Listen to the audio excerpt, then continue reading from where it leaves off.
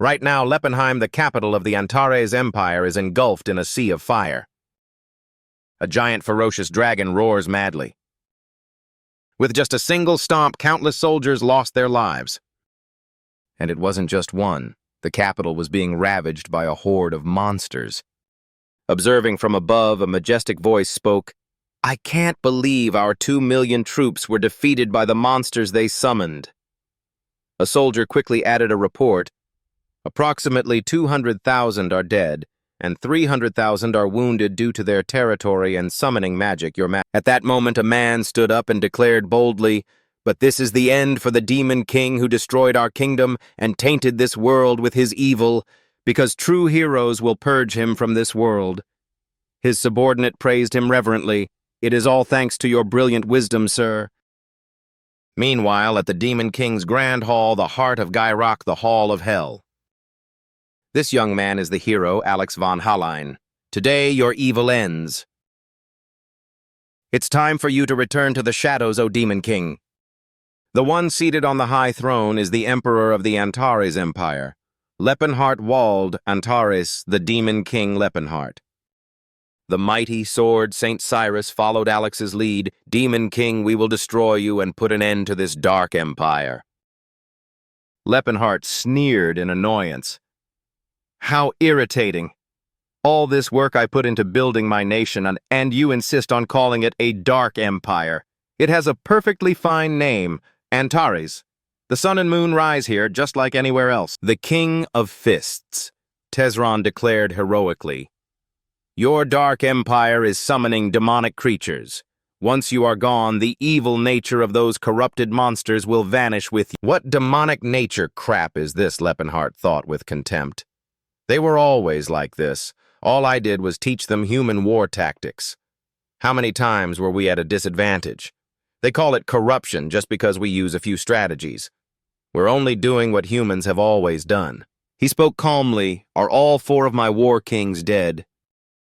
Cirrus confirmed resolutely, "That's right. That filthy orc stood no chance against my blade."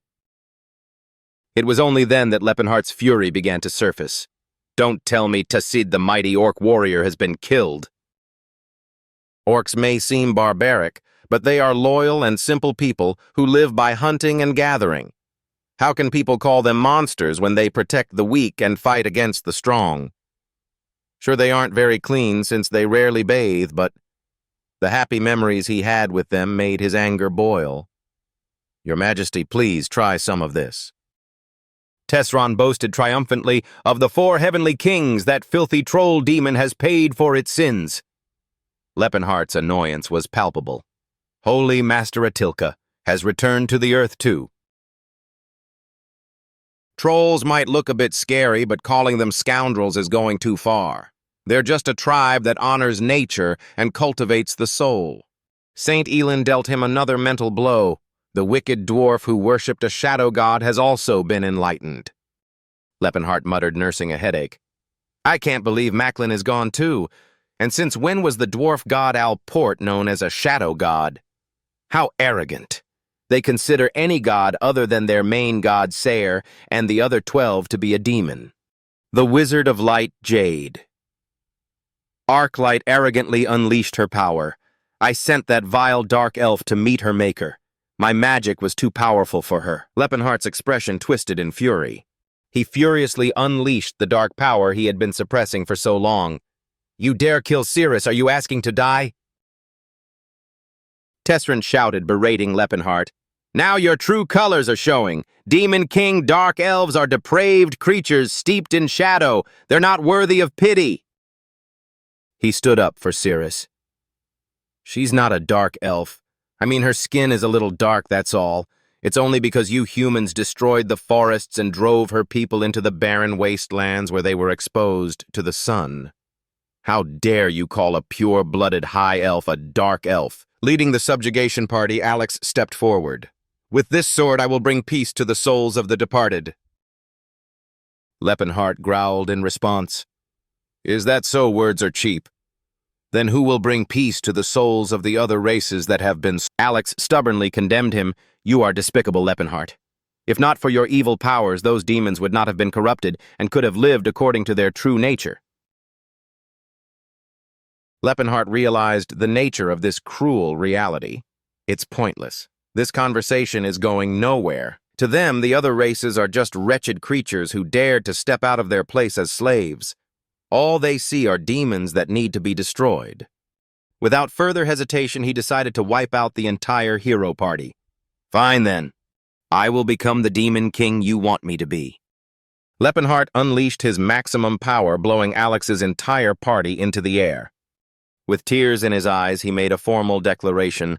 My name is Leppenhart. I was once just an ordinary high-ranking dark mage, although a high-ranking dark mage isn't exactly ordinary. Leppenhart directly activated incredibly intricate magic circles. Humans don't see other races as their intellectual equals. Elves are treated as beautiful, long-lived servants. Dwarves are slaves skilled at digging and crafting. Orcs are strong laborers. And trolls are used as ingredients for health potions. They were all slaves stripped of their self-respect and dignity. I was shocked when I learned of the injustices buried in their forgotten cultures. Leppenhart remembered those early days. By meeting them, I learned how to live, and by combining the elemental magic of the elves with the sorcery of the trolls, I became the first person in history to master 10th circle magic. Through those exchanges, my values gradually changed. I couldn't ignore the sight of innocent people being enslaved, so I began to rescue them. But as I expanded my territory to protect them, hiding from humans became increasingly difficult. Then the humans began to march their armies to conquer our lands. They attacked and ravaged relentlessly, and as our territory was destroyed, we were forced to move again. Although it was only for self-defense, our territory continued to expand and people flocked to establish villages and hamlets. And so the Antares Empire was born. Amidst the cheers of all the people, Leppenhart was crowned king. I built a nation for the minority races not out of hatred for humanity, but from the belief that all sentient beings are equal. That is why I never sought revenge.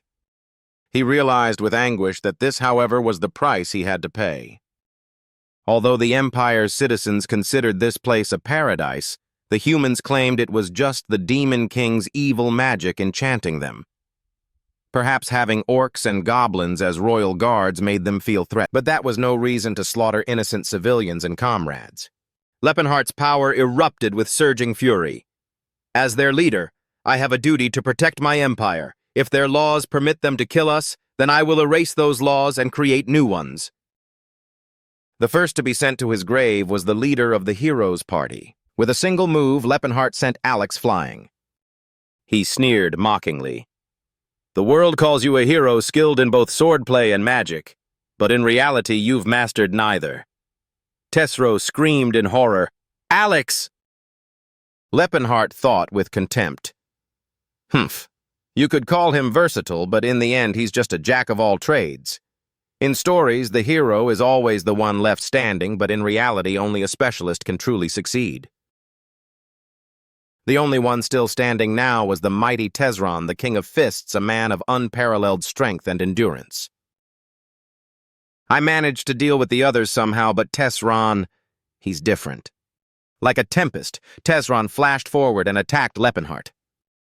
Though he hated to admit it, he took the full force of Tesron's earth-shattering punch.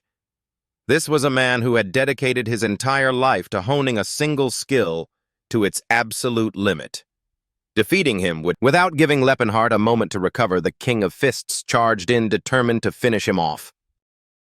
Tesron instantly punched a gaping hole through his castle. With nimble movements, Leppenhart appeared like a god. His eyes quickly widened in astonishment, because Leppenhart realized Tesron had already closed the distance from behind. He urgently waved his hand, casting a spell to counterattack. But Tesron's pure physical power continued to surge. Victory is ours. Demon King. Never in his life did he imagine someone would dare to punch him directly on the top of his head like this. Blood gushed from his head, but Leppenhart forced himself to speak defiantly. Is that all you've got? Then take my magic. Tesron now took a cautious stance. Beyond my expectations. He truly is worthy of his title, as Leppenhart was the only one in agonizing pain. Damn it! My spine is completely shattered. At this rate, I'm going to die. If I can just take down the King of Fists, it'll all be over. But there's no way I can. Cornering him, Tesron declared with overwhelming power, "Let me send you to your final rest." Lepenhart still tried to mock him. "Fine, you've won, you must be so proud." Tesron's ideals were unshakable. Now the others will be freed from their evil nature and return to their true human selves. This statement caused the flames of rage within Lepenhart to erupt once more. He gritted his teeth. I was ready to give up, but I can't. Evil nature. True human selves. Are you saying they were born to be slaves? I cannot accept that the thought of it drives me mad. This is an artifact found in some ruins called the Eye of Time and Space. Even a 10th-level mage like myself cannot decipher its magical power. Lepenhart's sudden frenzy startled Tesron. What are you planning to do? With the last of his strength, Lepenhart resolved to make a final spectacular move. I will use a forbidden spell that can bend time and space. It reverses the caster's own time, shattering the natural order established by the gods. I'm not sure it will even activate, but what have I got left to lose? Try and stop this King of Fists. Realizing the gravity of the situation, Tesron rushed to stop him. Lepenhart. He used all his power to activate the mystical artifact. I cannot die yet. Tesron tried to charge into the center of the spell. Lepenhart still refused to accept his fate. Not like this. At the last second, the artifact was touched by both Lepenhart and Tesron at the same time. A world-shaking explosion erupted violently. The space flared with blinding light, with only the faint silhouettes of the Demon King and the King of Fists visible. Everything was engulfed in an intense, all-consuming light. And then there was only an endless white void. Suddenly, the scene became peaceful, with birds chirping on the branches. Nearby, there was a cozy wooden cabin. Inside, the room was filled with morning sun and a gentle breeze. A person whispers to himself, what is this sound, this feeling, so warm and comfortable? Am I still alive? Did I succeed? But decoding that space-time manipulation spell was so exhausting I nearly passed out. I truly am a genius, but I didn't expect it to activate so quickly. Where on earth am I? It seems like I've just jumped through time, but my memories of the past have no place like this. The brawny young man wondered in confusion, How old am I now? In a wooden cabin deep in a remote hilly region, someone's sturdy feet stepped down from the bed. The solid body made its owner gasp in awe. Even the toughest guys would cry seeing a physique like this. Tesron muttered in shock, what the hell is this? What's going on? Where did these calluses come from? A body full of scars, rippling muscles. A mage only needs to be good at magic. What's the point of having six-pack abs? Not to brag, but I used to be quite the lady killer back in my day. Even now, I've still got enough charm to make the elf girls swoon. Why does this face look so plain? Where are my sharp features? Now it's just all muscle. What the hell just happened? Did the space-time spell fail? Is that why I ended up in some stranger's body? This face, it looks kind of familiar. That means this isn't the past. Maybe it wasn't time travel, but my soul was swapped. I have thick brown eyebrows and sharp cold eyes. And an unbearably stubborn mouth. If he were a bit bigger with a beard, he'd be just like... Those clues made him realize it instantly. The King of Fists, Tesron. Just then a shout came from outside. Tesron, you lazy bum! Gerard burst through the door, appearing aggressively. The sun's already high in the sky. How much longer are you planning to lie there? Get up. Start the new day with a big, bright smile. His massive frame made Tesron stammer in terror. Who is that? Is that a monster? Gerard leaned down and scanned him, looking at him as if he'd never seen him before. Tesron repeated in a panic, I'm serious. I really don't know who you are. Gerard looked bored with these petty tricks. Oh, for heaven's sake, my dear Tesron.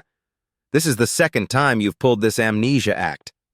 I'm on to you. It's not going to work. With his huge hand, he grabbed his student by the head. Gerard dragged Tesron outside. Now get to the training grounds, he screamed in a frenzy.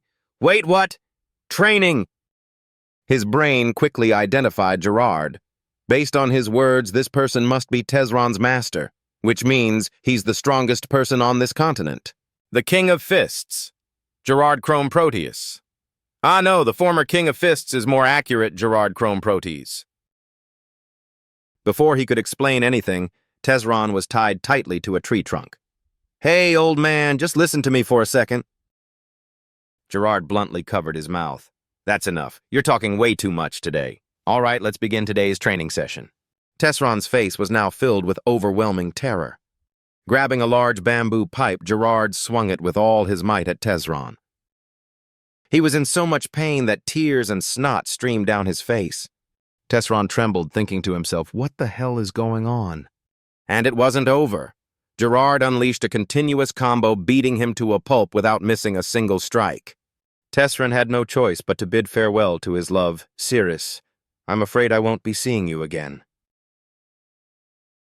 As he beat him, Gerard felt something strange. Something's not right today. His body is softer than usual. Could it be he really has lost his memory? But still, my martial arts school, the Invincible Gym, is famous for its harsh training. Our regimen is simple, cruel, and extremely intense, so temporary amnesia is common. Even I've lost my memory a few times before. But don't worry, because there's a very simple cure. The more you get hit, the faster you'll come to your senses. Tesron could only scream desperately in his mind, "Help me, anybody!" Gerard got more pumped up as he continued the beating. Humans are weak, which is why they must resort to weapons. They rely on armor and weapons because their bodies are too frail. As a mage, Tesron couldn't absorb this lesson. But what's wrong with using tools? Gerard lectured passionately. That's just sophistry, a cowardly excuse for those who can't overcome their own weakness. A true warrior must train their weaknesses and overcome them. Tesron's eyes widened as he silently retorted, "In my 50 years of life, I have never heard anything so ridiculous." After shattering 2 bamboo sticks, Gerard still wasn't satisfied. The human body is like iron. The more it's forged, the harder it becomes. Stunned, Tesron cursed under his breath. What the hell does he mean? This is completely absurd. Gerard's hand tightened around a new set of bamboo sticks. I chose you as my disciple. Believe in yourself. The human body has no limits. You can become steel. Tesron, not just anyone can get stronger through training alone. Only fine steel can be forged from fine iron, and it takes someone special to build a body as mighty as steel. That is why I found you, Tesron. Think of the vast ocean. It contains all things yet remains unchanged. You have a vast ocean within you as well. Release it. He was beaten so relentlessly that he couldn't even breathe. What the hell is this? Tears streamed down Tesron's face as he thought of his comrades.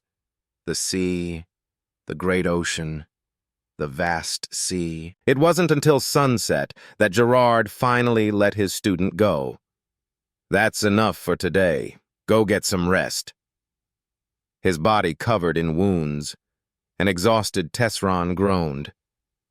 I'm not dead. How am I still alive after taking so many hits? Thank you for being so resilient. The night sky gradually fell with the stars twinkling magically above. Meanwhile, Tesron was busy marveling. Holy crap! This bath has gerald grass, pedtal's petals, and even recovery potions in it. The cheapest recovery potion costs 10 silver coins a bottle. I can't believe they filled the entire tub with it.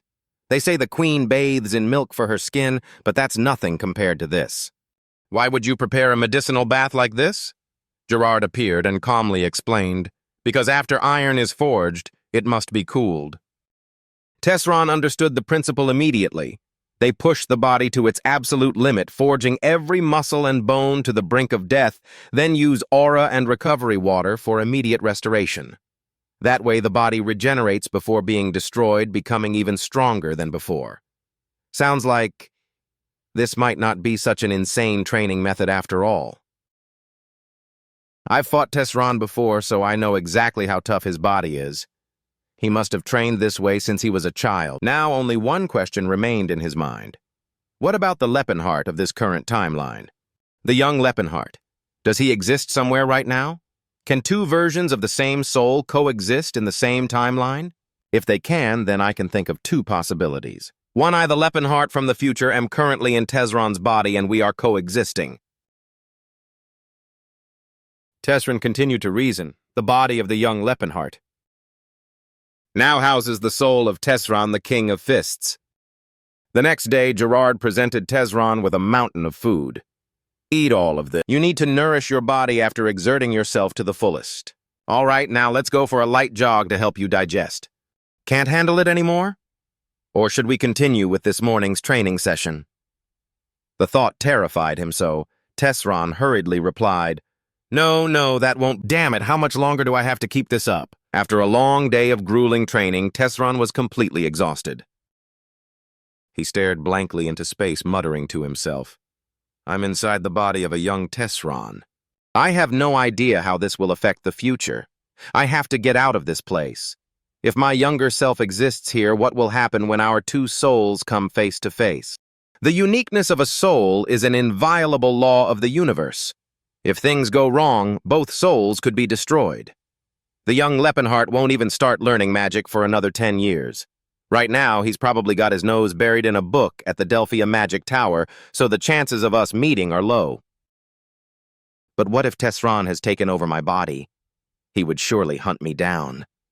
However, Tesron's strength comes from his invincible physique built through training. With this weak body of mine, he probably can't do much, unless he becomes a 10th Circle mage. Training at the Invincible Gym requires an instructor. You can't just train on your own. Then again, for a guy like Tesron, he'd probably figure out a way to do it himself. In any case, my #1 priority is escaping this hellhole. The moment he saw no one was looking, Tesron bolted. He ran for his life, his mind made up. I have to escape. I'm definitely escaping tonight at any cost. He hadn't gotten far before Gerard was there to block his path. My dear student, and where might you be off to? Tesron froze, cursing under his breath. That freakish old man. How long has he been sitting there? It's been a few months since your last escape attempt. Gerard casually calculated. This makes the 9th time, doesn't it? You'll be hitting double digit, he tried to explain. Listen, the truth is, I'm not Tesron. My name is Leppenheart, and I am a mage. Gerard calmly stroked his beard. So that's this time's story, is it? His attitude left Tesron speechless. What Gerard continued with a weary voice. Last time you said you came from another world. You also mentioned meeting gods and dragons. Tesron's jaw dropped, realizing he was completely screwed. His master's voice slowly recounted, and the story before that. Ah, yes.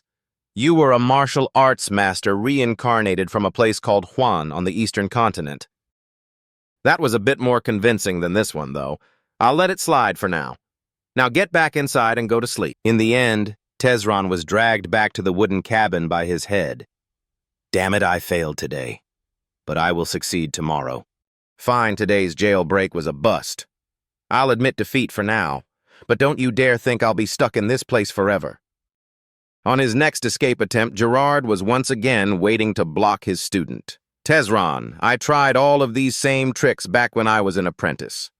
I understand. How could I not know how you feel? But if you just endure a little longer, it will all be worth it. I promise you that. The man who earned the title Demon King through sheer persistence has now given up on escaping. Gerard proudly shows off his power. At the Invincible Dojo, there's a secret technique to prevent students from escaping that's been passed down for over 130 years. After all, this school is famous for every single one of its students trying to fake an illness or find... Tesron thought resentfully, even if I did escape, that old man would hunt me to the ends of the earth. It would probably be easier to just ask for his permission to leave the mountain. And so 2 years passed, and Tesron officially endured that harsh training without missing a single day. In that sweet hell, the day finally came when Gerard excitedly acknowledged him. Congratulations, my boy. You've managed to awaken your aura. You've finally succeeded in fighting. A fiery aura enveloped his entire body, making Tesron extremely embarrassed. They say that even the praised genius swordsman Cirrus couldn't do this until he was over 30, yet I did it before I turned 20. Gerard laughed proudly. What's surprised with the Invincible Gym's training plan, this is a matter of course.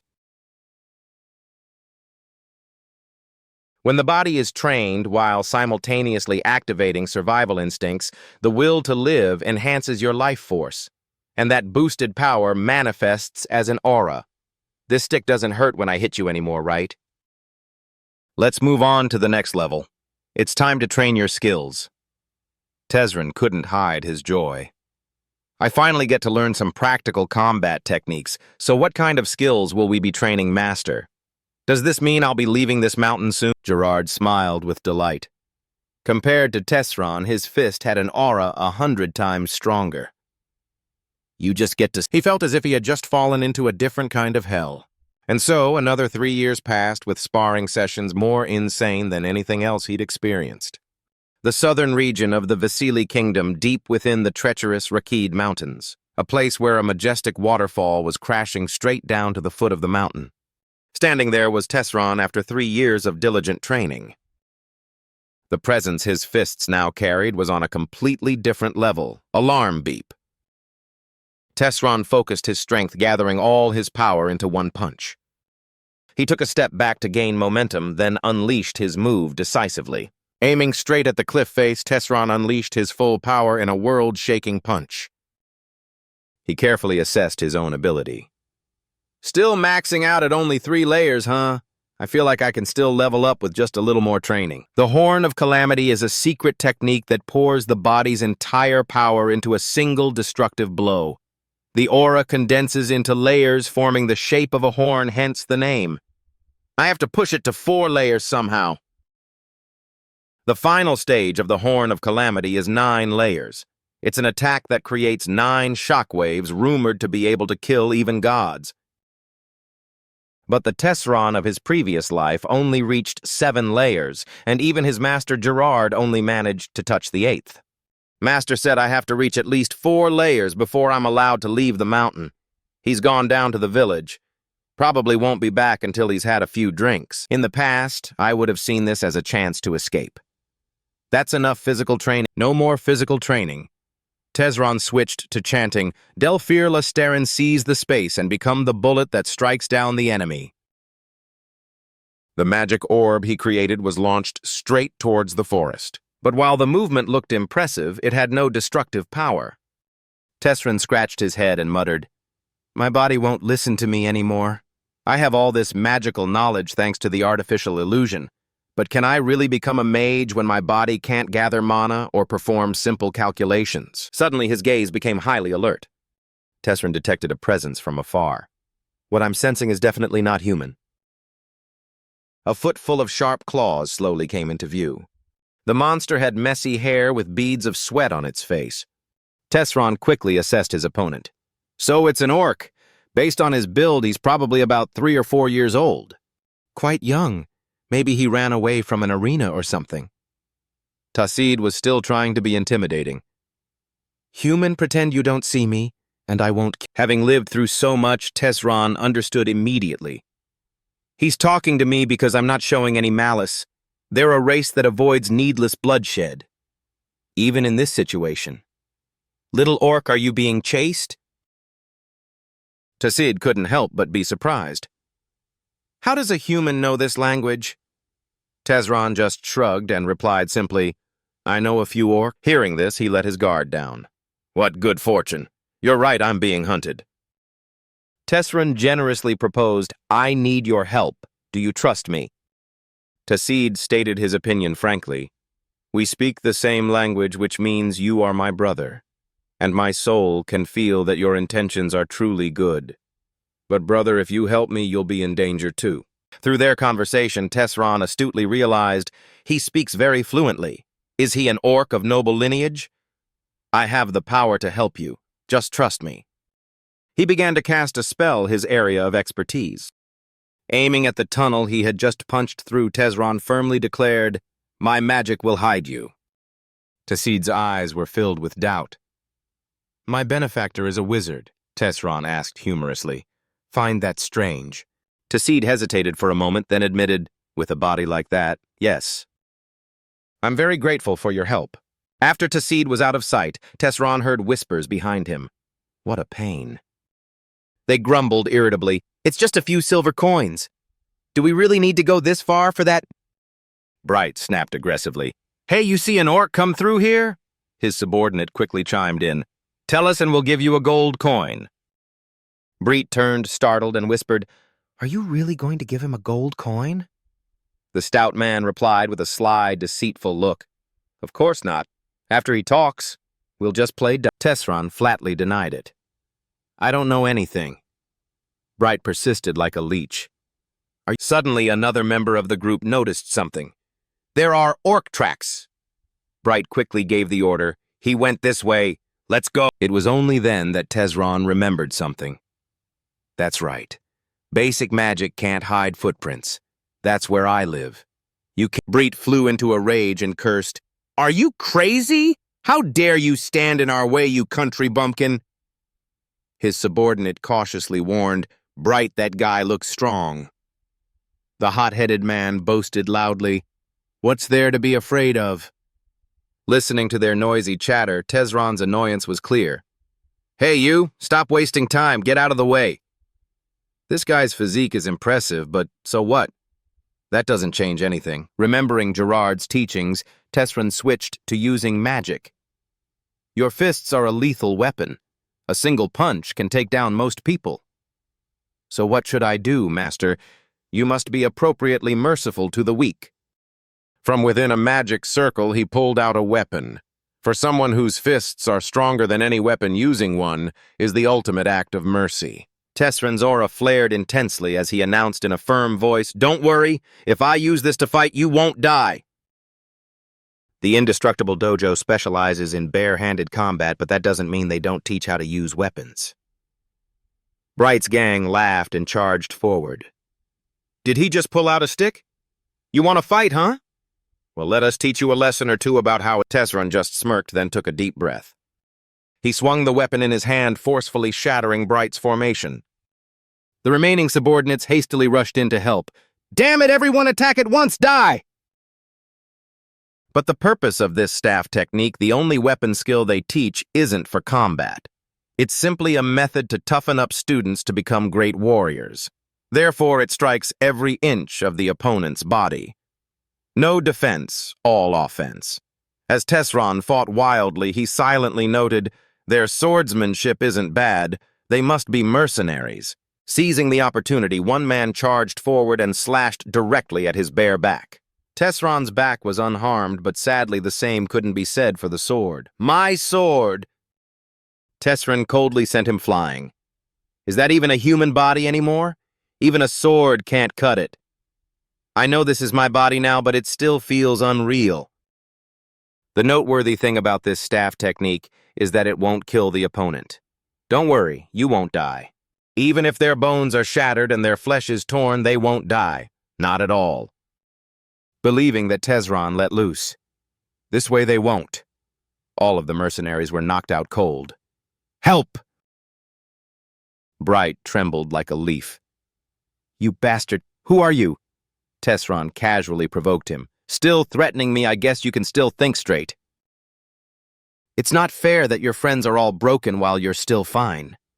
And so he generously delivered another crushing blow. Spare me. Tesron growled a final word, vanish. Bright's gang could only limp away in retreat. Thank you, sir. Tesron had so much fun fighting that the weapon broke in two. What a shame. It was just getting fun. Maybe I should take on some students and beat them into shape. He had been unconsciously influenced by the teaching methods of the Indestructible Dojo. After everything was over, Tacid reappeared. I am truly grateful. My benefactor, I will never forget this day as long as I live. I will repay this debt no matter the cost. Tesron smiled in reply. Should a warrior bow his head so easily? Tacid swore frankly, You saved me and opened a new path for me. You are my guide. When the time comes, I will draw my sword for you. In orc culture, a guide is a lifelong pathfinder whom they deeply respect.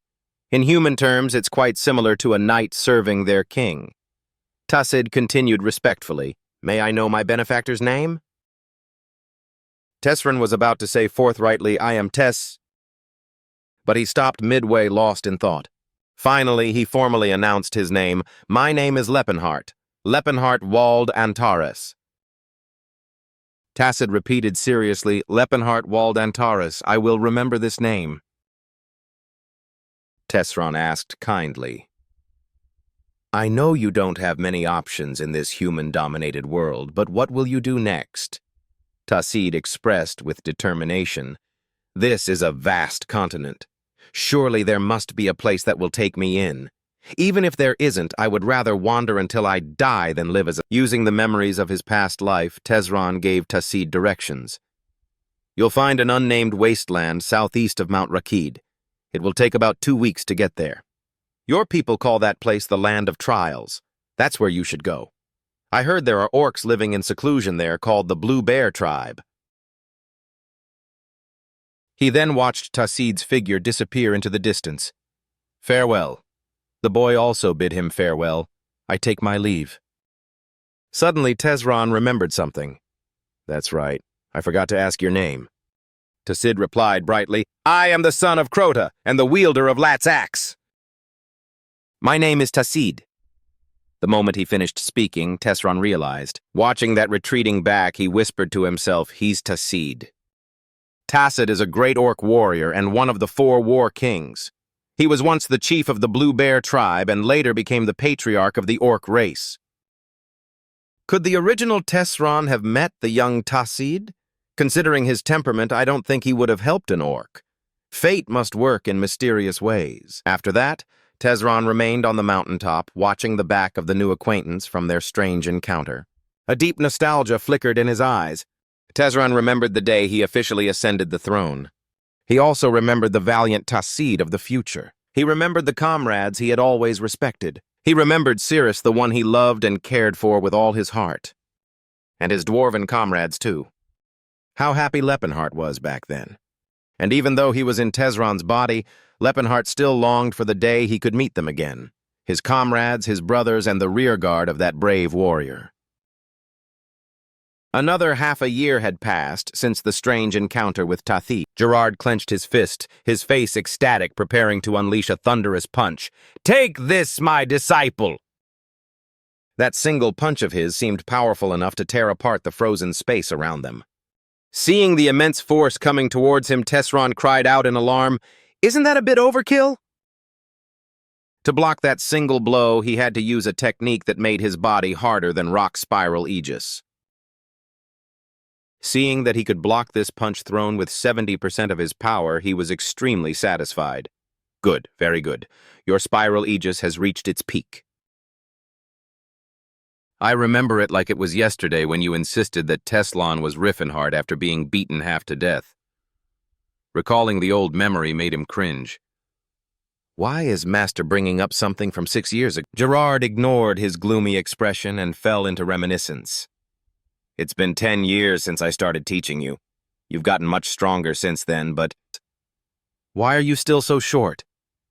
Tesron stared at him in disbelief. This guy who was taller than a flagpole dared to call him short. "What do you mean, Master? I'm over 1.90 meters. He refused to accept it and roared, "Nonsense! A member of the School of the Indestructible must be at least 2 meters tall."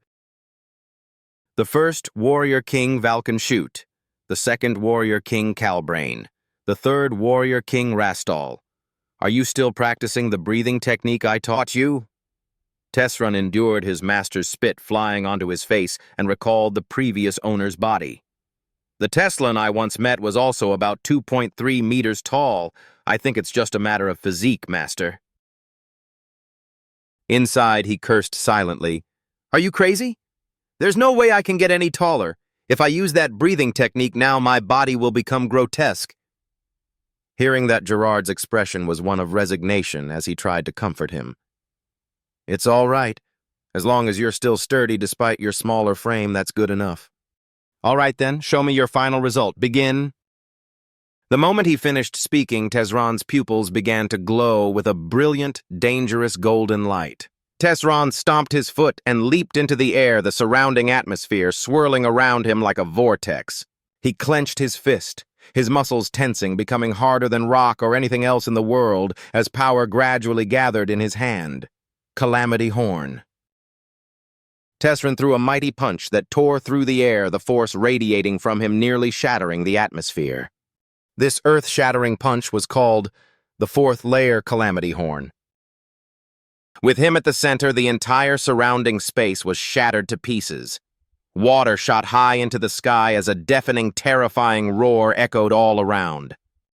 Just like that, the solid sheet of ice was shattered by Tesron's single punch, like a nuclear bomb dropped on a peaceful lake.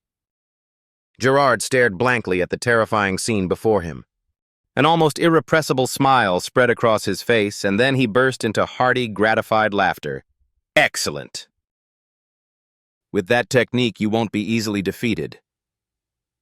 Even Tesron himself couldn't believe he had pulled off such a move. He stared at his own sturdy hand in disbelief. I did it. After seeing that his student's skills had become truly great, he could finally let him leave the mountain with peace of mind. It seems the time has come for you to step out into the world. As if he hadn't heard clearly, Tesron asked again. Gerard looked at him with a gentle gaze and offered his praise. You have done very well. Riffenhart, my disciple. From now on, you are free to live as you please. I don't care if you become a good man or a villain. Live the life you desire. That is the reward for the training you have endured until now. His words shook him. He never expected his master's feelings for him ran so deep. Master Gerard. Before sending him down the mountain, Gerard's face grew serious as he gave his instructions. There is something that the third warrior King Rastal told me 60 years ago. In his distant memory, the image of a stern Rastal appeared and said, Remember these 3 things well. First, it is fine to accumulate wealth, but do not gain it through dishonest means. The younger version of Gerard interrupted, Wait a minute. Didn't you just say I could become a villain? Seeing his confusion, he explained more clearly. What I mean is, if you are going to be a villain, at least be a villain with class. Hearing this nonsensical explanation, Gerard looked at him with a weary expression. What a strange ideology. He ignored his student's judgmental gaze and continued, Second, stand with the unjustly treated when you can. Isn't it better to live a life that is... A hint of doubt appeared in his voice. The unjustly treated, not the weak. Rastal paused for a moment, then slowly explained, Being weak does not mean one is unjustly treated. There are many people in this world weaker than you. How would you distinguish? And third, the most important thing? Returning to the present, the image of Rastal seemed to overlap with Gerard. He raised his third finger and said with an icy gaze, By any means necessary, continue the martial arts legacy of the School of the Indestructible. You must find a disciple to inherit our martial arts. Understood? Tesron didn't dare to disobey. He replied seriously, Yes, master. I will take it to heart. I see you've remembered the 3 things I told you. It's not easy to find a child with such immediate talent, so you don't have to be burdened by this your whole life. But when an opportunity presents itself, you must not let it slip away. Take this. It has clothes and travel expenses. Tesron looked at the pile of silver in the bag with a doubtful expression and said, 30 silver coins. I thought you had a lot of assets in the Vasily Kingdom, master. Don't you even have a mansion in the capital? I figured you'd give me more. Gerard chuckled grimly and explained, To a commoner, this is half a year's living expenses. Our school has a fixed stipend for those who leave the mountain. It's only increased recently due to inflation. In my time, it was only about 25 silver coins. I've left a small gift for you in the Settlard mountain range. The location is marked on this map. If you happen to pass by, feel free to visit. After that, he changed into the clothes the old man gave him and walked away from the icy place where he had lived for so long. He looked back, feeling a bit of regret and reluctance at having to leave the old man here alone. Is this really okay? Me leaving? Am I really free now? Suddenly, a powerful beam of light pierced the sky, flaring up and startling Tesron out of his wallowing emotions. he cried out in fear. Good heavens!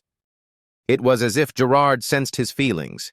He did that just to show that he was fine and healthy. Although he was very attached to his disciple, he knew the time had come for him to leave and find his own path. Go, my disciple. Don't linger on our parting. Move forward with an iron will and don't look back. You are the successor to the greatest martial art in the world. In a certain village, at the village chief's building, a man with a frightened expression seemed to want to stop something. It's too dangerous.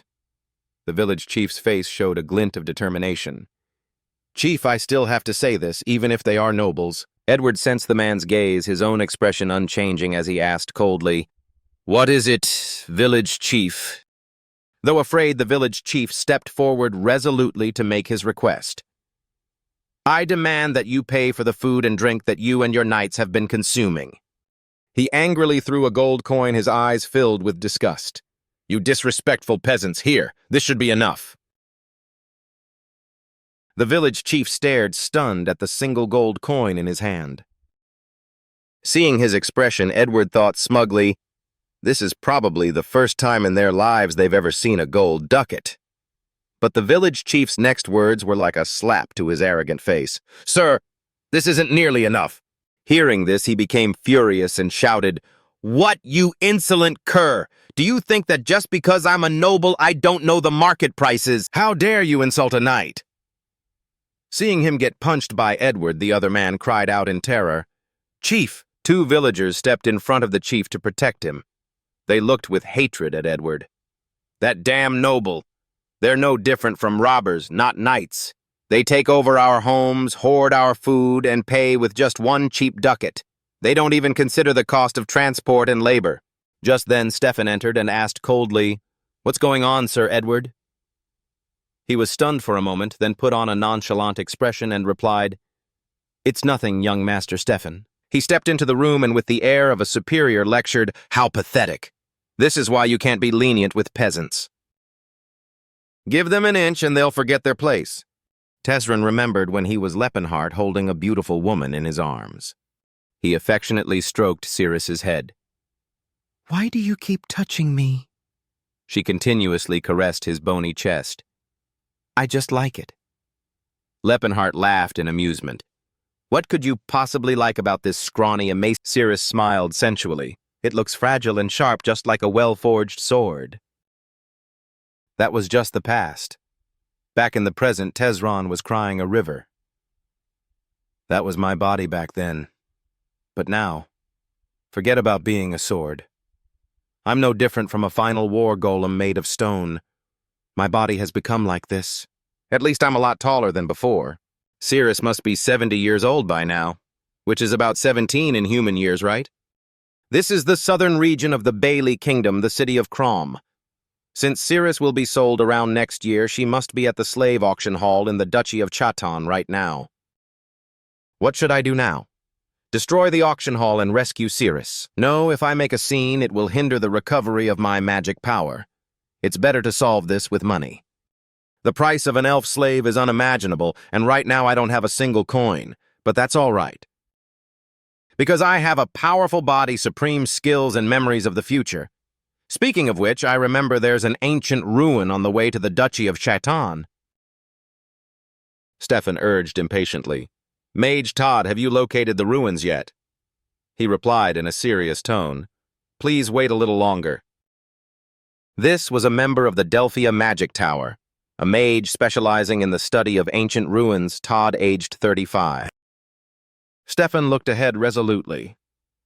It's that place, isn't it? Todd confirmed decisively. I'm certain, young master.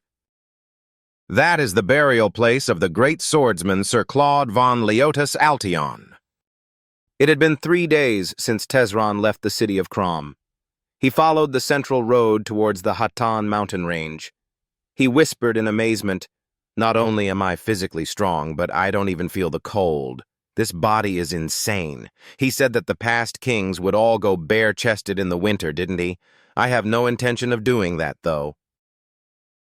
The great secret technique that allows one to recall any memory at will, artificial recollection. I used it to search my memories of the ruins in the Hatan Mountains.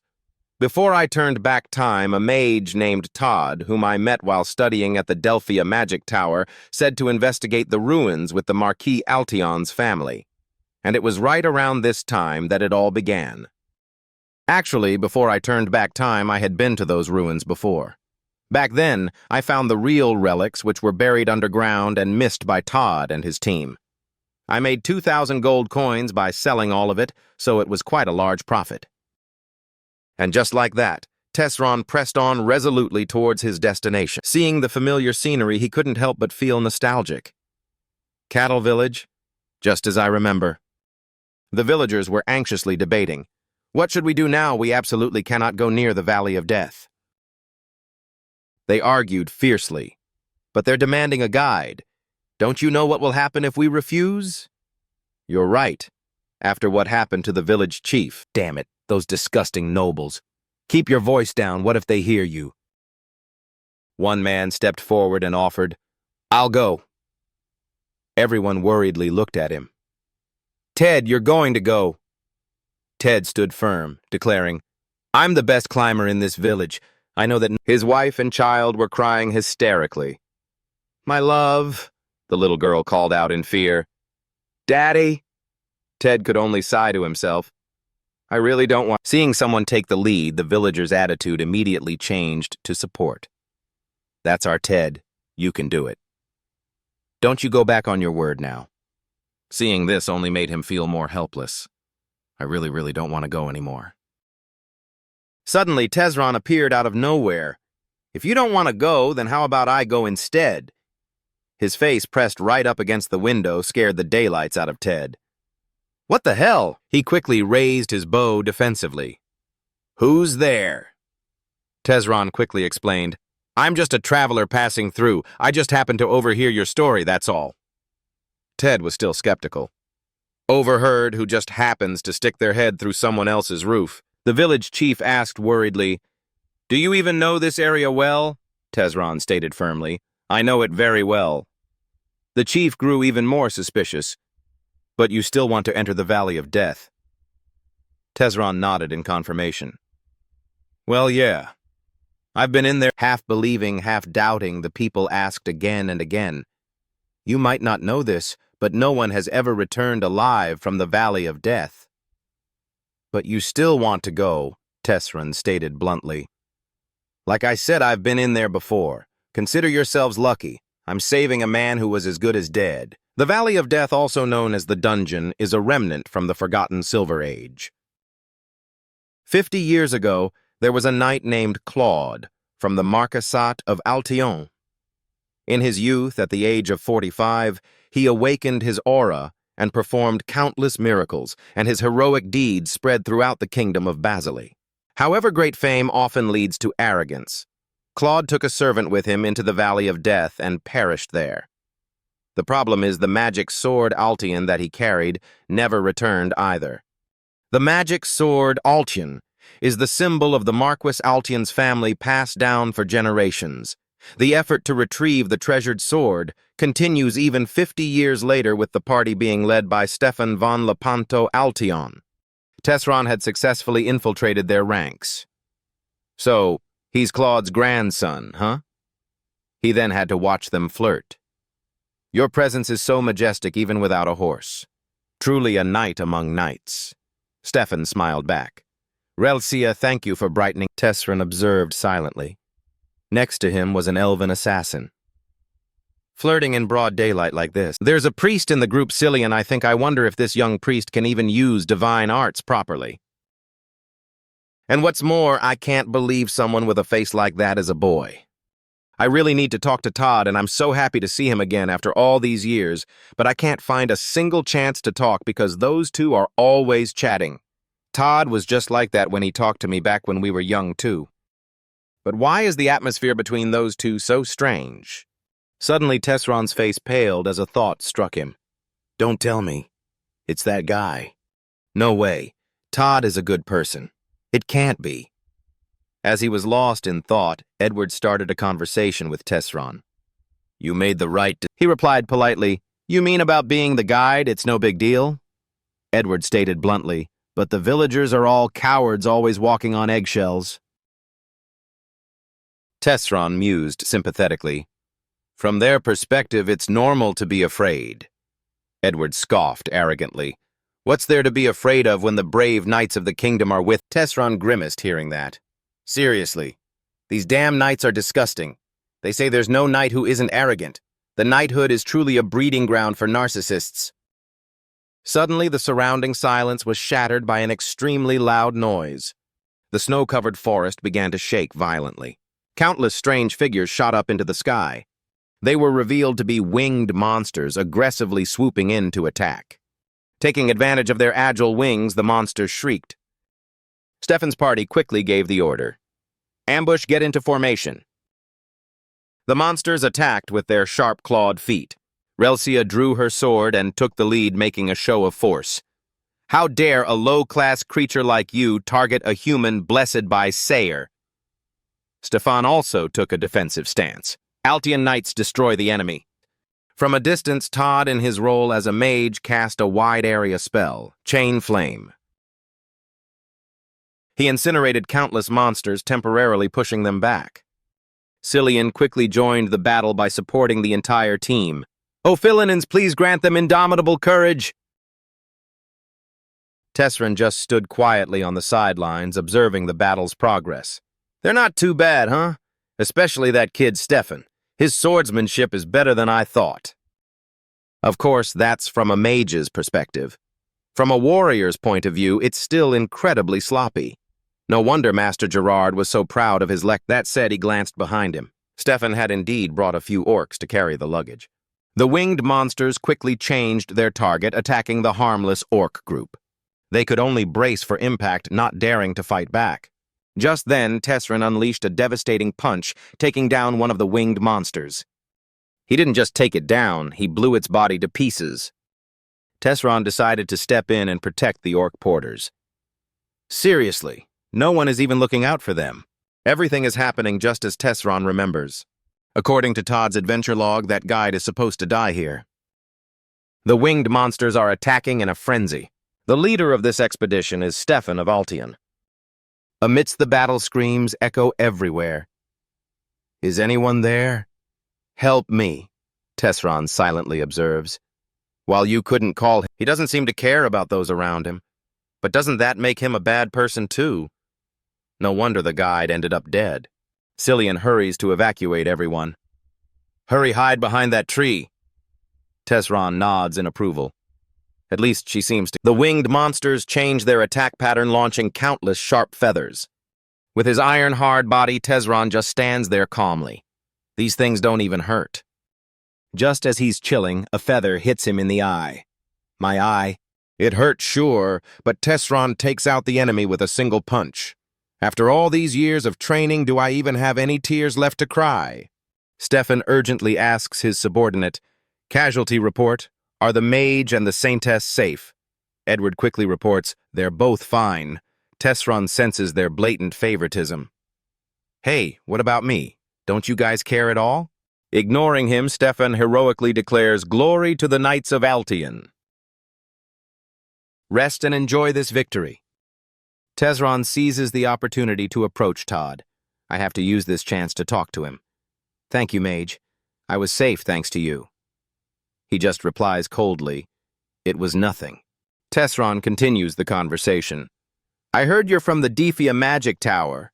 I happen to have a friend there." At this, Todd seems to pay attention. Tesron skillfully fishes for information. "Do you know someone named Leppenhart?" Todd recognizes the name immediately.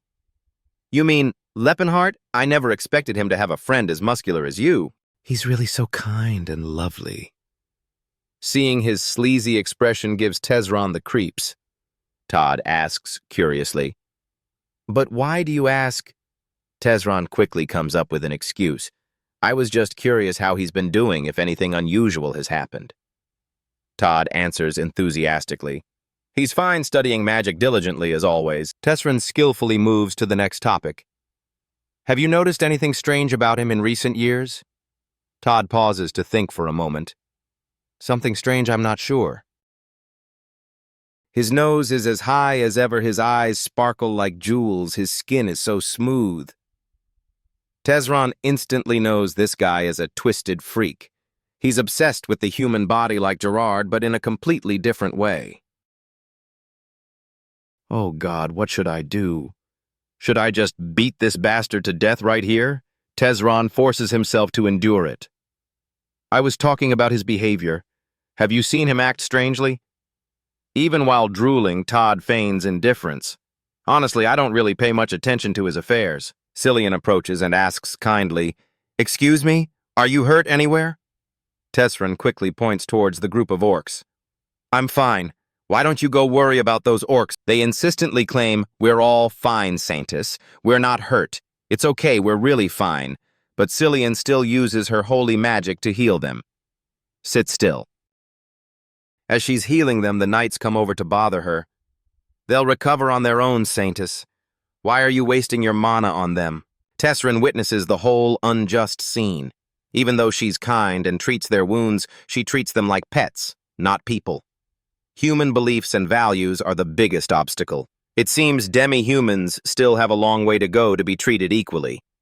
The orcs, however, are deeply grateful to Cillian. "Thank you, Saintes. Thank you." Stefan arrogantly orders Tesron, "Hey guide, hurry up and lead the way." Extremely annoyed, he makes his attitude obvious. "Go straight and then turn left. You'll find a stream. Be careful." Stefan sneers and nitpicks. "What's with that attitude? Got a problem?" Tesron replies robotically. "No, none at all." The group continues to move for several more hours. The knights' morale has plummeted.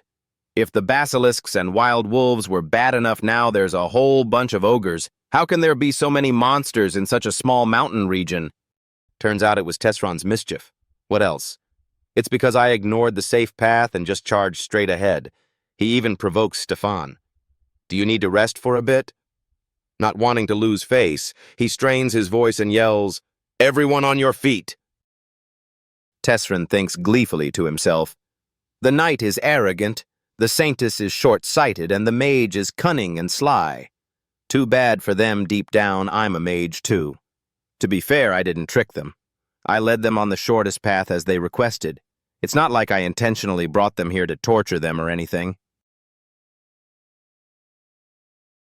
Stefan comments wearily, "No wonder this is where Lord Claude lost his life. I never expected so many monsters in such a small mountain." Suddenly his gaze wavers intensely. Their destination, the ruins, has appeared before them. Stefan exclaims excitedly, "I think we're here." Edward joyfully confirms, "There's no doubt, Sir Stefan." He joyfully announces, "It's the ancient Paulton ruins." Stefan's party quickly moves closer to the entrance of the ruins. Before long, they were standing in front of a giant door. Todd quickly makes his assessment. "This is the entrance. It seems safe to enter, sir." Stefan eagerly gives the order to his members. "Excellent. Everyone get ready." Tesron slyly suggests, "Well then, I'll wait for you all here." Stefan snaps irritably, "Your job is done. You can retreat now." He remains stubbornly persistent. "I can't possibly go back to the village alone." Stefan flatly refuses. "I understand. I'll have someone escort you back since you've done such a good job guiding us." Tesron's anger flares as he realizes these guys are trying to screw him over. "So you're planning to leave me behind here." Meanwhile, Stefan is busy giving a speech to his troops. The Almighty slumbers in this place. Follow in his legacy. Let us find the magic sword of Altion. Tesron just stood outside, smiling sinisterly. "Good luck."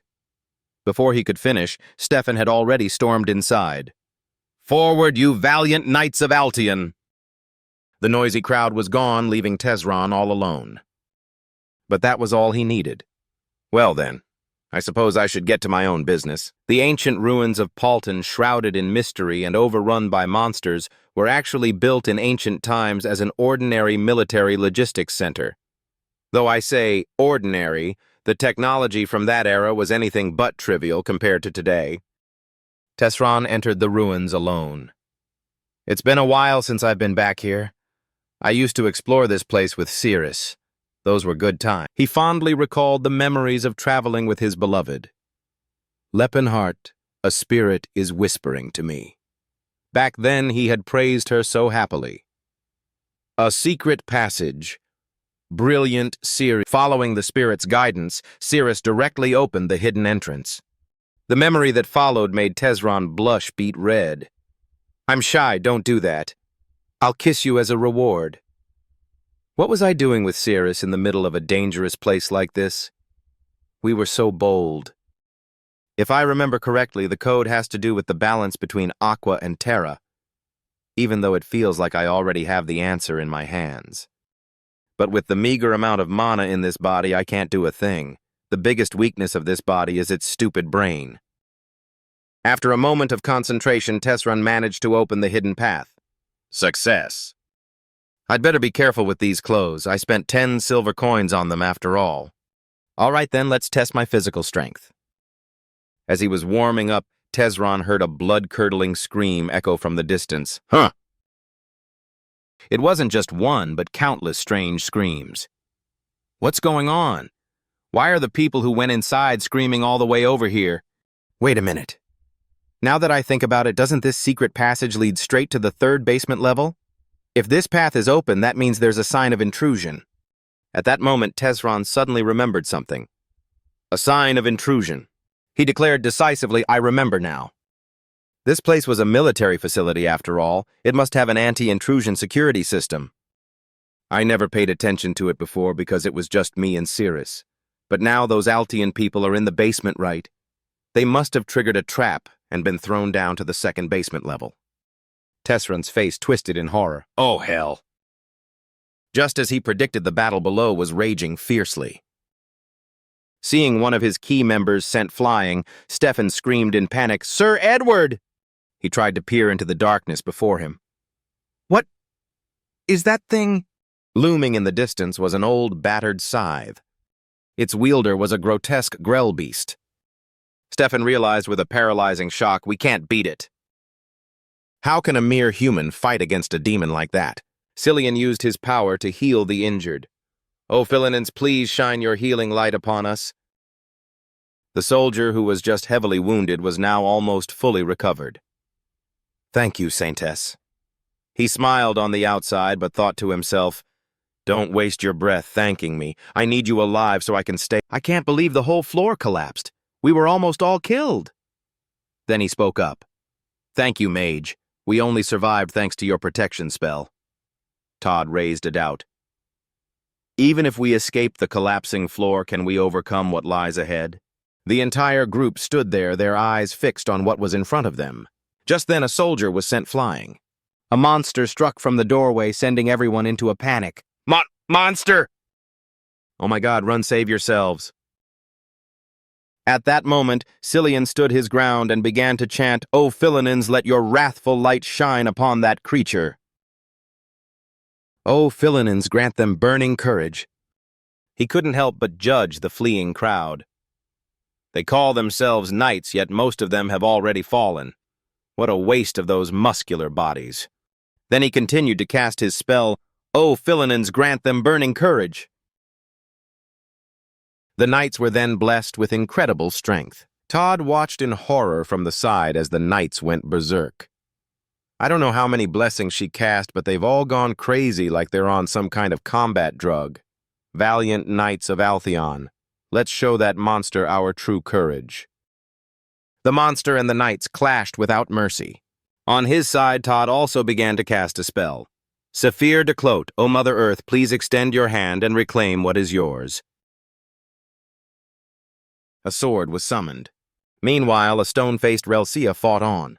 She fights with such resolve. Her gaze was piercingly cold. But just then she was sent flying by a monster's punch. Relsia braced herself with a hand on the ground. She collapsed weakly, stammering, Can I be of any help to you, master? Stefan rushed forward to praise her. Well done, Relsia. With just 2 incredibly cool slashes, he successfully defeated the monster. Watching this spectacular scene, the knights were overjoyed. I'd expect nothing less from Sir Stefan, the Knight of Valor. He glanced over and cursed, you cowardly beasts. Then he announced loudly, "Everyone calm yourselves. This is the very place where Sir Claude lost his life." Just then a huge explosion erupted above them. The knights were thrown into disarray. A giant monster appeared. It let out a massive roar. A group of knights was sent flying. At that moment, Stefan shouted to boost their morale. "Do not fear, you've prepared yourselves for this, haven't you? How can you call yourselves the valiant knights of Altheon if you don't?" However, it wasn't very effective as the knights were still being routed and were fleeing. The fierce gale forced Stefan to raise his arm to shield himself. He looked ahead, gritting his teeth in frustration. "Damn it, we can't lose like this. We will not fall without a fight. In the name of Altheon, I am the Knight of Valor." Shooting strike.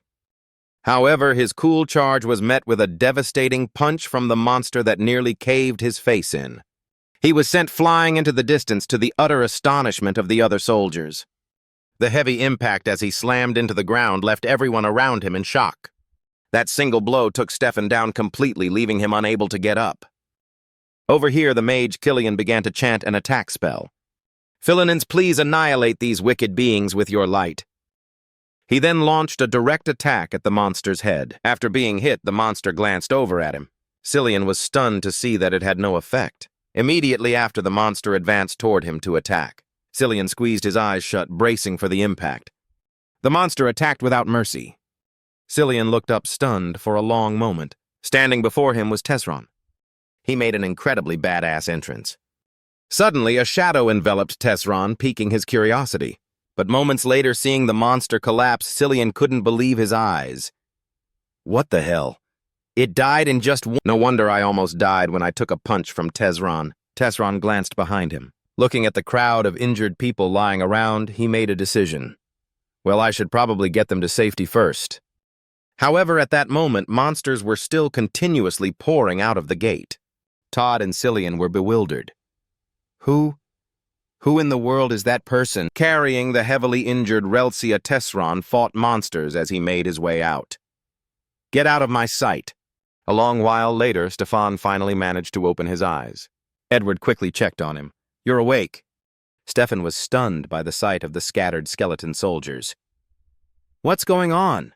Edward began to explain hesitantly. "Well, it's like this." After hearing the story, he shouted in disbelief, "What?" So he was a warrior all along. "It seems I failed to recognize such a brave man.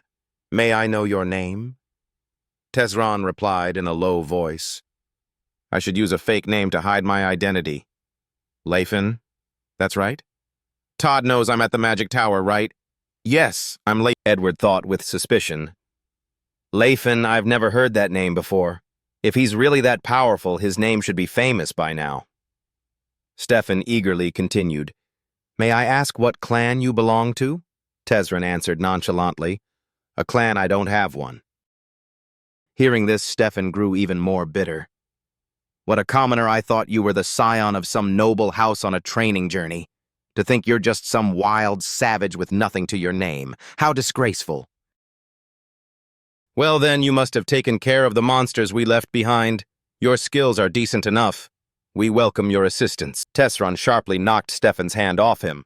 "How can you remember the situation so clearly? I suppose that means you have no real skills then." Stefan roared in fury. "What did you say?" "How insolent. Show some respect for House Alchin." Edward had to step in. "Please calm down, young master. What would a savage like him know of etiquette anyway?" Finding the thought reasonable, Stefan lowered his voice. "I suppose you're right. He doesn't even have a clan. In that case, can you tell me who taught you to fight?" Tesron deliberately concealed the truth. "I just picked things up here and there. Master Gerald is famous across the entire continent. I can't just drop his name like that. Besides, I don't want that man to know where I am." He recalled the former Fist King. "Hey, disciple, I've come up." Stefan kept pressing, "But with skills like yours." Tesron quickly changed the subject. "Shouldn't you be tending to the injured instead of wasting your time on me?" Edward astutely noted his casual way of speaking. It sounds so natural. Tesron pointed to the wounded, continuing firmly, "Aren't they more of a priority than I am?" Being a man of experience, Edward couldn't help but feel suspicious. And yet it seems he's completely unaware of his own arrogance. That kind of attitude can only come from someone used to commanding others. It even makes you forget how young he is. Unless he's just incredibly insolent. Perhaps he's royalty from another nation. That's it. I finally understand the nature of his arrogance. He speaks like an elder addressing someone younger.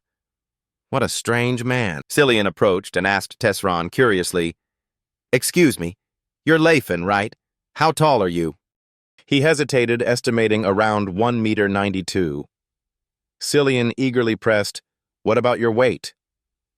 Tesron felt something was off, but answered anyway, "I've never actually weighed myself." Cillian excitedly grabbed onto him. "How did you train to get a body like this?" Tesron answered cautiously. "I just got beat up a lot, ate a lot, and lifted heavy things." Why is he suddenly being so friendly to me? Cillian Philmarsis. After losing his parents at a young age, he was sent to a church-run orphanage where he was always teased by the other children for being frail and too pretty. Hearing Tesron's answer, his face lit up even more. Just as I thought, they say a true warrior never reveals his training secrets.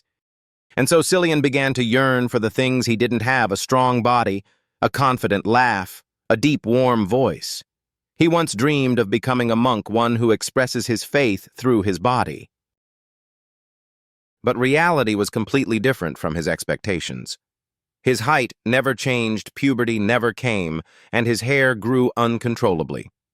He tried to build muscle to overcome his weak constitution, but healing his sore muscles with holy power only caused it to increase, and so muscular men became the object of his envy. Cillian stared at Tesron with a strange admiration. He's so big, and handsome, too. His discomfort was obvious. What's with that look on his face? "I'm going to patrol the entrance area." He intended to slip away quietly, but Cillian insisted on following him.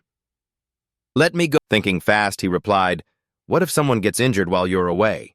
He managed to stop Cillian, but Stefan quickly joined in.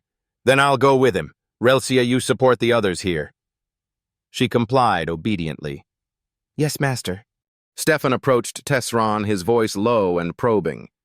"Is that all right with you?" He couldn't be bothered to reply. "Do what?" And so the two of them began to patrol together. Stefan was still bitter. "Even if it was a coincidence, I can't accept being saved by a savage. He must be so proud of himself for helping a knight. The fact that he's patrolling without knowing his place is proof that he looks down on us knights. Arrogant fool. Let's see how you act when a demon appears. This time I'll show you my true skills and teach you your place." The thought of seeing Tesron kneeling at his feet excited him immensely. That's our young master Stefan for you. As he was fantasizing, Stefan took a critical hit. I hope a demon shows up soon. The one who struck him was, of course, Tesron. "We're here. You should rest for a bit." Just after seeing Stefan off, a group of skeleton soldiers appeared and blocked his path. They charged forward aggressively to attack. Tesron casually warmed up with a few basic moves. After taking down the skeletons, he quickly pursued his intended target. Now then, why don't I take this opportunity to find some treasure? After all, I've already dealt with all the nuisances. He entered a hidden secret chamber alone. Relying on the memories from his past life, Tesron fumbled around searching everywhere. Good. 50 gold coins from the Silver Age. I remember them being somewhere around here. Found it. What he found was the Bag of Holding. The Bag of Holding, a magical tool that allows one to store items up to 10 times the bag's volume. Tesron muttered excitedly. The weight is reduced to 1/10 of the total. And there were a few other things besides this, right? The celestial censer, the returning dagger, a monocrystal. All priceless items. All. After waking up from being knocked out a second time, Stefan held his head and wondered, what happened? Tesron had already finished swiping all the treasures. Oh, you're awake? Well, these guys are the ones who hit you from behind. You went down in an instant. Stefan cursed under his breath, embarrassed. Damn it. Why is nothing going my way today? A cunning smile spread across Tesron's face. Don't mention it. I'll just have to knock you out again after all. While Leppenhart was looting the ruins, Stefan had to be knocked unconscious 3 more times. I hope I didn't hit a vital spot on his head. Well, even if something happens, it's probably fine. He's rich after all. Even Stefan himself felt uneasy. Something strange. How was I on guard and still didn't sense anything? Am I getting sick? I'll have to take some medicine when I get back. Meanwhile, Tesron came to an excited decision. I'm out of space. It looks like the path ahead has been pretty well cleared. Let's head back. Stefan could only obey. Yes. Then he led the troop of knights forward. Cillian kept trying to cozy up to Tesron. Sir Lathan, are you royalty? He casually denied it. Royalty, I'm just a commoner. Cillian grew even more interested. A commoner, you say? But the way you said that, Tesron asked suspiciously. What do you... He answered honestly. That's not it. It's just that you talk like you're superior to everyone else. Of course, a warrior must be confident, and I understand the way you talk to Sir Stefan, but I didn't think you'd be so informal even with Sir Edward, who is over 40. Only then did Tesron remember. I'm only 22 years old. I'll be more mindful next time. I don't socialize much, so my etiquette... The troop of knights quickly arrived at a large door. Stefan took the lead and opened the door first. What appeared inside left both Tesron and Cillian completely stunned. A ferocious beast roared in fury. Tesron couldn't hide his own astonishment. A grell beast! Why is it here? I don't remember there being a monster like that. Stefan quickly assumed a battle stance. So that demon is the guardian of these ruins. Only now did Tesron realize. I see, it just hasn't been eliminated yet. Let's go back. It's too difficult to confront it with the group we have. Suddenly a knight shouted loudly, "Young master, look at the sword that demon is holding!" Stefan immediately recognized the sword's identity. The demon's sword Altian. Edward frantically tried to stop him.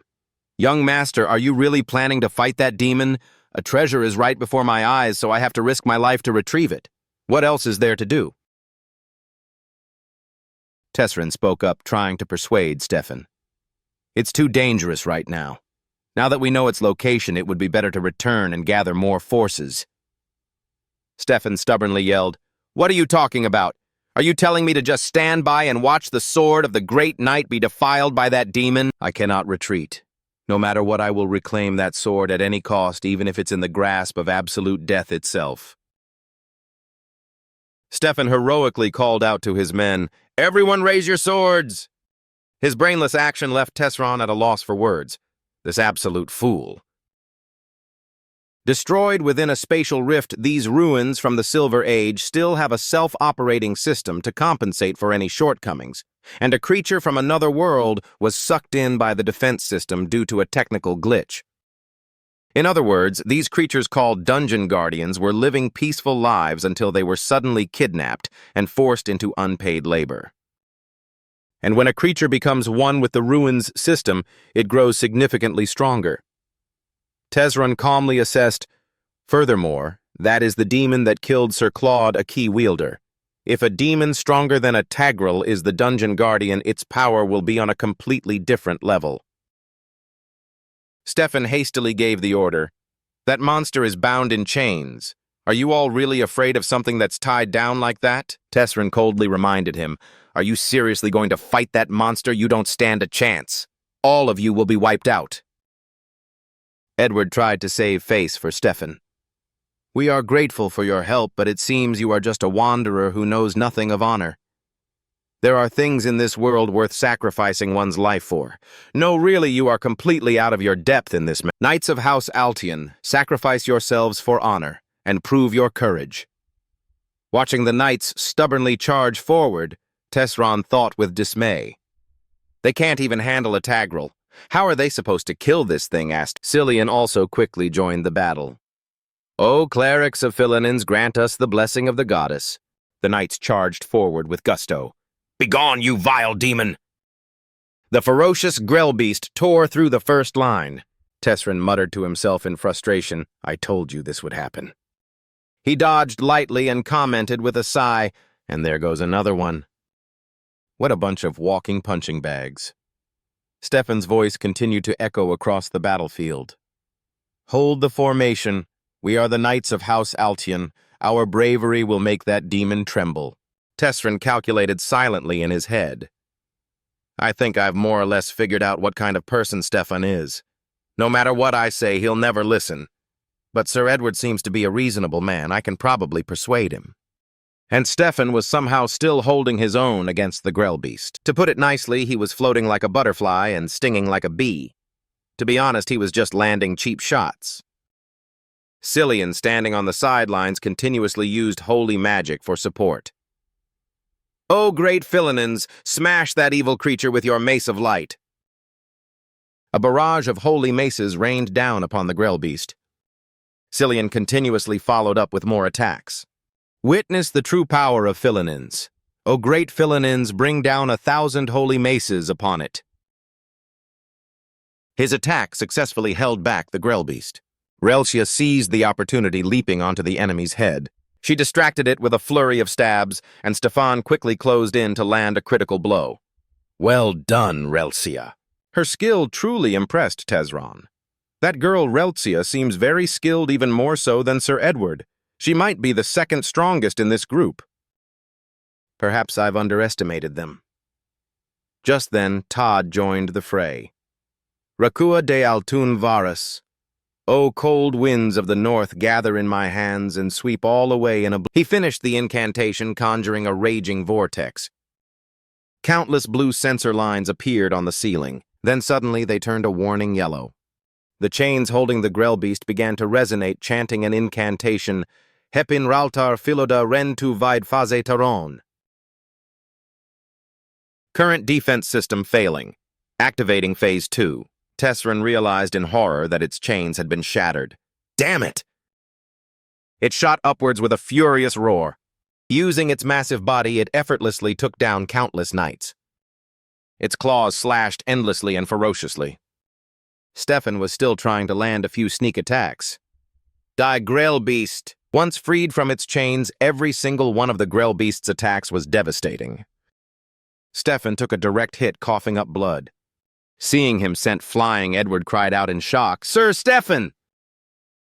Though heavily injured, he managed to get back up. Edward sighed in relief. Thank goodness you're all right. Relcia quickly rushed in to assist. She leapt high into the air, her movements light and graceful. Relcia's famous sword flurry fiercely wounded the Grell Beast. But in the end, she was also struck by a furious blow. In agony, Relcia gritted her teeth so hard they bled. And that wasn't all. The Grell Beast's mouth began to spew crimson flames. It wildly shot a pillar of fire straight at the group of knights. They scrambled to get out of the way, their ranks broken, and their situation looking hopeless. The power of the Grell Beast's flames was so intense that it incinerated everything in its path. A massive explosion erupted right where Cillian was standing. He was too stunned to dodge in time. Suddenly, Cillian's eyes widened. It was Tesron who had lunged forward just in time to shield him from the deadly flames. Leifin! Using his aura, he deflected the enemy's flames. Tesron spoke with an imposing air. My apologies. My carelessness kept me from arriving sooner. The enemy's power was truly something to be wary of. Tesron wondered to himself, do I even stand a chance against the Grell Beast? To be honest, I'm curious myself about the current limits of this body. Can its martial arts skills really hold up against that monster? If I were still a mage, I would have stayed far away from such a reckless gamble. But now, I'm a warrior. The mere thought of facing a powerful opponent sends a thrill through me. It's a feeling I never had in my past life. Perhaps I've truly become a martial artist. My master would be so proud. He always taught me in an uncertain situation, throw the first punch. Focusing his energy, Tesron quickly threw his fist. He deftly avoided a counterattack from the Grell Beast. A glancing blow to his shoulder made Tesron realize something. A steel sword can't pierce this body, but a magic sword probably could. Before he could react, the Grell Beast raised its leg, preparing to kick. Tesron managed to brace himself against its attack. His entire body was sent flying backward. Leifin! Cillian screamed frantically. Tesron rose like a god. I'm all right. Cillian was truly in awe of his spirit. My God, is that the power of a Kai user? Tesron casually stretched his limbs. If I'd held on just a little longer, I could have found an opening to counterattack. Blocking has practically become a reflex after so many training matches with Master Gerard. I guess it's time to sharpen my skills. Suddenly, the Grell Beast roared in some unknown language. Tesron paid it no mind. I have no idea what you're saying, but bring it on. And so the two of them rushed at each other, trading frantic blows. The evenly matched battle made Stefan realize with a start. That's key. How could someone like him, a no-name with no background, awaken his ki while I, a nobleman, cannot? What the hell is going on? This can't be real. Having found a worthy opponent, the Grell Beast let out a thunderous, furious roar. Stefan wondered in a panic, who in the world is he? Where did he come from? Just who is that monster? The frenzied Grell Beast swung its sword down, but Tesron easily dodged to the side. The ground beneath his feet cracked from the force of its blow. As I exchanged blows with the Grell Beast, I was surprised by how effective my previous training was. Its attacks are so simple and predictable. His punch slammed unforgivingly into its sword arm. The sickening crunch of breaking bone echoed through the air. The Ruin's Guardian doesn't fall even when grievously wounded. The Ruins will continuously channel mana to heal its wounds. It opened its massive maw, wanting to gather power for a huge blast of fire to incinerate the insolent bastard who dared to hurt at Tesron. Just before the blast of fire reached him, he dashed forward and easily dodged it. He leapt up, grabbing onto its arm, and thought, time to practice some joint locks. This is aerial combat practice. And this is striking practice. This thing really is the most perfect punching bag in the world. Before everyone's eyes, Tesron was like a machine of destruction beating the Grell Beast until it had no strength left to fight back. Feeling everyone's eyes on me, I glanced over and thought, however, I can't enjoy this forever. Should I use the World Ender Horn to finish it in one blow? No, doing that would probably bring this whole place down and we'd all be buried alive. These guys are just getting in the way. Just then, Todd shouted a reminder, use your sword, Lepin. If we cast a holy spell on your aura-infused sword, you can finish it, Tesron thought irritably. You think I don't know that? While fending off the Grell Beast's attacks, he said, I don't know how to infuse a weapon with aura. Todd asked in disbelief, what, you don't know how? Seeing his incredulous look, Tesron felt both embarrassed and annoyed. I only know how to channel aura within my body. Todd was still in disbelief. No way. Tesron cut him off, annoyed. That's how my school trains got it. Just then Cillian called out to him, Lepin. Getting called out by one person after another in the middle of a fight, he snapped his head around and glared, thinking, what now? Cillian ignored the ferocity in his eyes and asked, your body is pretty tough, right? Though he didn't understand why he was asking, he still answered, tough, well, it's pretty solid. He saw the other man light up with excitement and exclaim, good. I will cast Phila's blessing. I will grant you the blessing of Philinance. Oh, great Philinance, please bless this sword in the name of the goddess. Tesron's pearly white teeth clenched with a sharp click. Having received his blessing, Tesron's strength now approached the peak of humanity. He grabbed the Grell Beast's arms and, gritting his teeth, hoisted it into the air. With pure, unadulterated strength, he effortlessly threw it straight up. Its body slammed helplessly into the ceiling. Tesron looked back at Cillian in disbelief. This is Holy Strike, a holy spell for melee weapons. Did he just cast a spell meant for metal on a living person? Seeing that the beast was beaten half to death from being thrown, he became incredibly excited. It worked. Hurry up and punch that damn demon to death. Seeing the beautiful maiden-like face spewing such venomous words, Tesron couldn't help but think, so aggressive, but with such a pretty face. Let's end this quickly.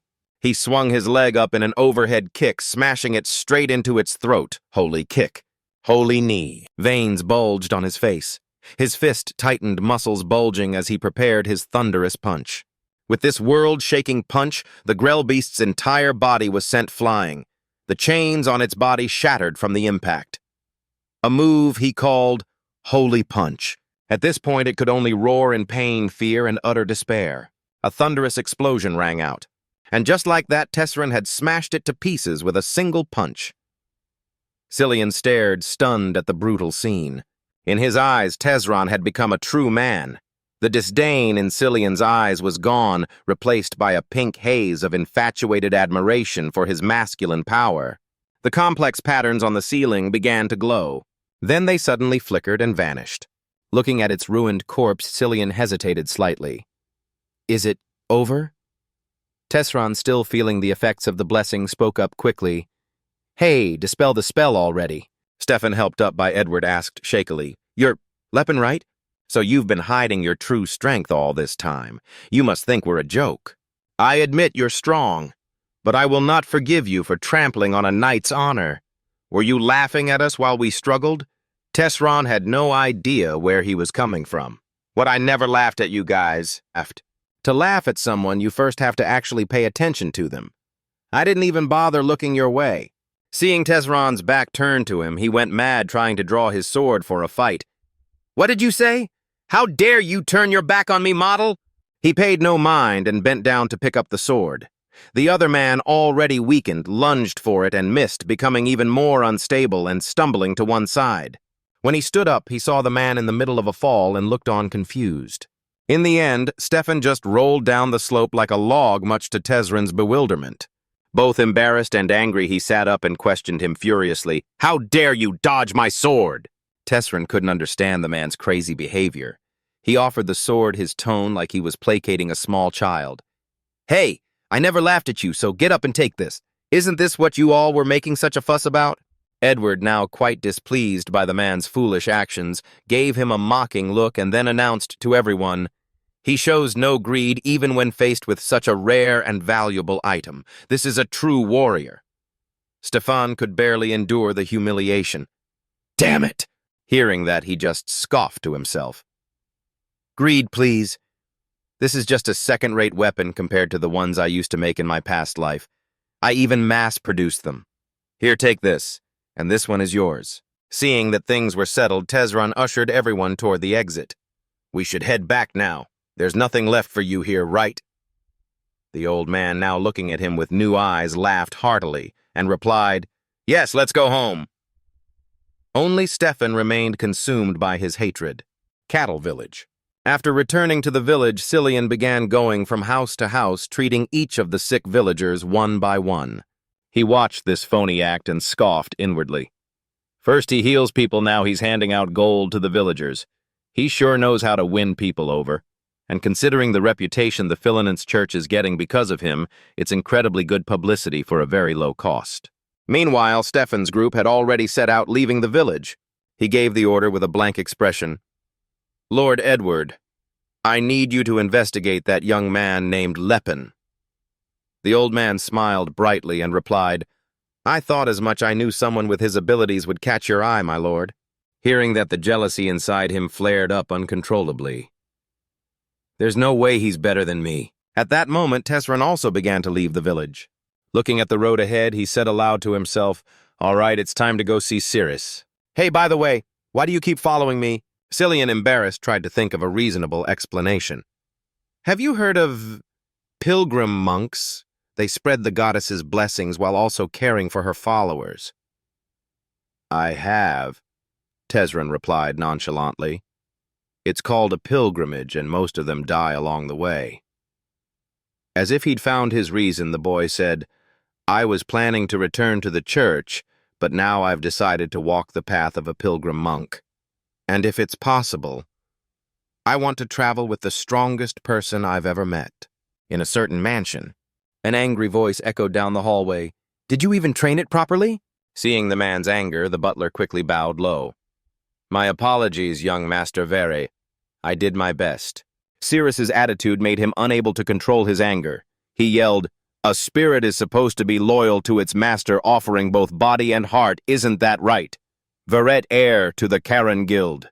No wonder she was so cheap. A demon-slaying spirit, all right. Why is she so arrogant? She's just a spirit." Hearing him insult her, she spoke softly in explanation. "I was born this way." Her nonchalant attitude only made him more furious. "Those eyes, they need to be dealt with." Cirrus, completely unconcerned, retorted, "My eyes have always been this way. Verret was driven mad by her talking back to everything he said.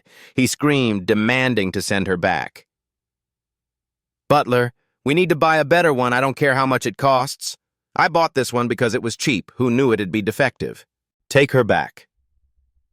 At Elvenheim, the traditional spirit slave auction of the Chetan Kingdom, a spirit known only as number 148, was being returned for the third time. At that moment, she had no idea that Tesron, the one who would save her, had already begun his journey to see her again. The Chetan Kingdom is a merchant nation located on the northern edge of the continent. Possessing a strategic position bordering many nations, the country has become increasingly prosperous, benefiting from the bustling trade routes along the Juran River. And we have arrived at the kingdom's capital, Jeplin, the bustling heart of the nation.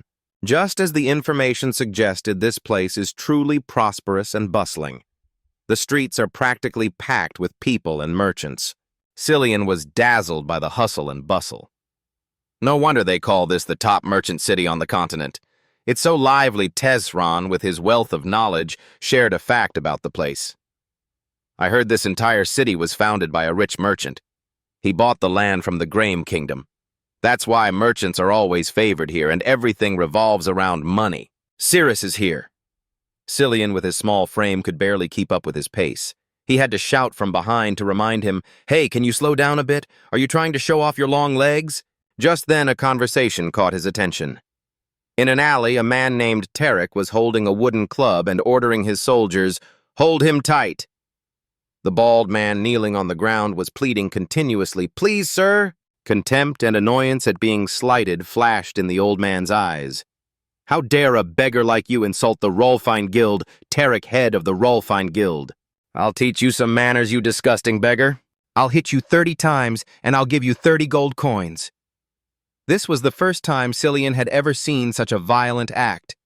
His face flushed with anger. "What did I just witness? Are you okay, sir?" The old man, clutching his bloody head, answered in a small voice, "Thank you." Seeing the injured man, he couldn't contain his anger. "Who was that despicable man? Come on, let's find the guards." But seeing the gold coin on the ground, the man broke into a greedy and satisfied smile, stopping him. "It's fine. With this much money, I can start a new life here." Cillian couldn't believe he would endure that just for money. "What did you say? You did that just so that man would give you a gold coin?" Tesron, who had seen many scenes like this, said, "I told you, in this place money is everything. I've traveled a lot and I thought I understood the world, but I've never seen a place like this before. If you break the law, you get fined. As long as you can pay the fine, no one ever goes to jail." Cillian couldn't understand why he would come to such a filthy place. "So what are you doing in a place like this, Lepin?" Tesron answered hesitantly, "I came to buy..." Hearing that, he grew even more curious. "Buy what?" Thinking about what it meant to buy that here, Tesron's face beaded with sweat. "I came to buy an elf." Cillian immediately gave him a disgusted look. "In that case, I guess you're no different from those people." Tesron was frustrated but couldn't explain. "I understand why you'd say that, but it's not what you think." Cillian didn't believe him at all, still asking with that look of disgust, "Then what is it exactly?" Thinking about his own identity, he decided to accept the crime the boy accused him of. "I can't possibly tell him about my past life. All right, I'll just say you're right." After he admitted it, Cillian stopped calling him Tesron and switched to calling him, "Hey, man." Hearing that, he found it a bit funny. "You say that as if I'm not a man." Cillian's face darkened as he replied, "Am I wrong?" In an alley in the city, the Rolfine crest is clearly visible. After hearing the elf maiden recount the situation on the street, Loa sneered as if she'd heard a joke. So someone's spreading rumors that the Rolfine Merchant Guild is exploiting street vendors with money. If they think it's unfair, they should go get rich themselves instead of whining on the streets. She bowed her head slightly obediently, agreeing, "You are right, master." While enjoying the company of elves, Tarek spotted a familiar face. The old man called out a greeting, "Verret, long time no see." Hearing that voice, the man froze his face, looking like he'd seen a ghost. "Tarek," seeing that the girl behind him was a different one, the old man asked, though he already knew the answer. "Bought a new elf assassin, have we, Verret?" Where's the other one? Though he hated the old man, Veray still had to force a smile. Damn it, why did I have to run into this bastard? She wouldn't listen at all, so I returned her 2 weeks ago. Hearing the man admit he'd returned the goods, the old man burst out laughing with delight. What? You can't even discipline a single elf slave? No wonder the Karen Merchant Guild still can't break into the kingdom's top 10 merchant guilds. Turns out it's because of an incompetent heir like you. Hearing the old man insult him, he couldn't take it anymore and retorted, Hey, you think you could do it? The old man said nothing, only staring at him with his cloudy, disgusting eyes. Clearly, she's been returned a few times before. That's why she was so cheap. I'd love to see the look on his face when I managed to discipline that little assassin. Looks like I'll have to pay a visit to Elvenheim, at a hotel on the outskirts of the city. Tesron was dumbfounded by the scene before him. What in the world are you doing? Cillian, dressed in workout clothes, was trying to do a push-up with all his might. Can't you tell I'm exercising? Looking at his arms and legs so thin they could be snapped, Tesron couldn't help but think he's so frail. It looks like he's trying really hard, but how come he doesn't have any muscles at all? Don't push yourself too hard. What if you get muscle aches for days? After managing one push-up, Cillian sat flat on the ground and replied, It's fine, it won't affect our trip. Seeing the light emanating from him, Tesron finally understood what won't affect meant. Wait a minute. He was using a blessing on himself to dispel the fatigue, now showing it off with pride. Look, if I just do this, I can relieve the muscle pain. Now I know why this kid has no muscles. The principle of healing magic is like reversing time.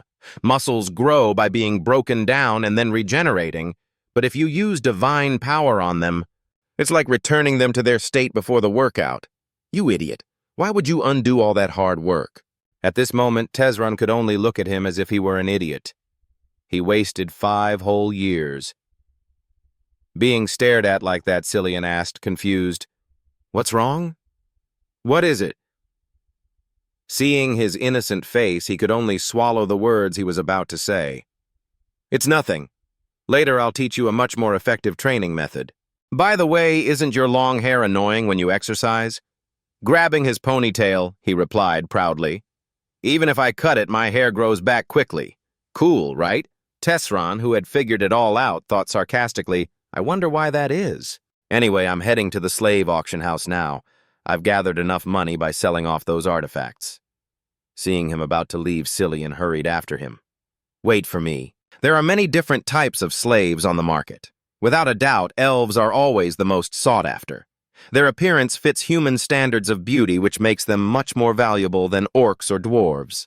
No wonder elf slaves are always much more expensive than other races. Elf assassin, 800 gold coins. Elf maiden, 400 gold coins.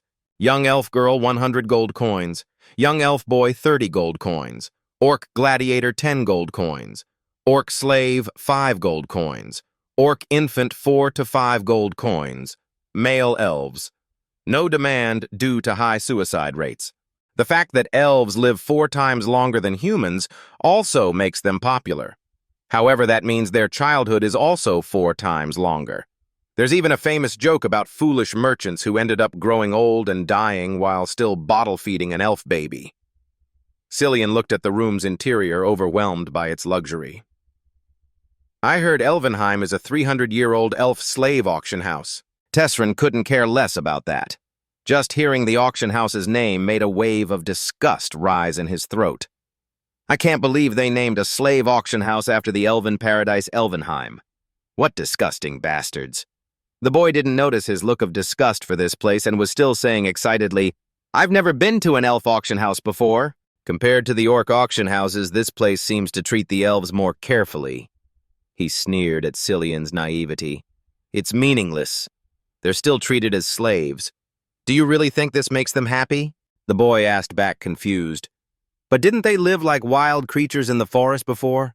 Wouldn't they be happier serving humans, since they'll never have to worry about hunger or death? That's right. That's what most humans think.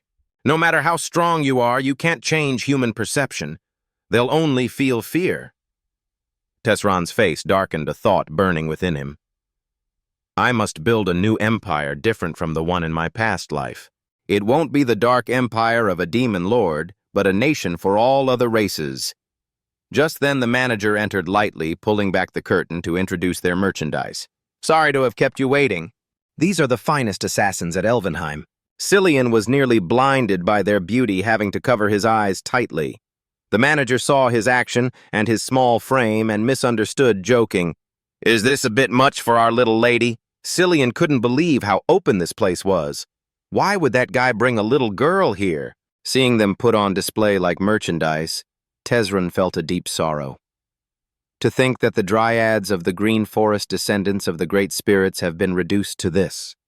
Do you have any elf assassins with darker skin? Hearing that, the manager showed a knowing look. Ah, now I understand your tastes, sir. So you don't fancy these elves. Seeing Cillian's gaze turn to one of horror, he started sweating, wanting to explain, "No, that's not it." As if in disbelief, the boy questioned him. "Weren't you just complaining about the elf-slave system a moment ago, and now you're telling him your preferences?" Seeing that he had his own standards, the manager offered to take him to choose. "I think we have an elf assassin that fits your requirements. Why don't you come with me and have a look?" In the hallway, only the sound of heels echoed. Tesron seemed to glance around distractedly.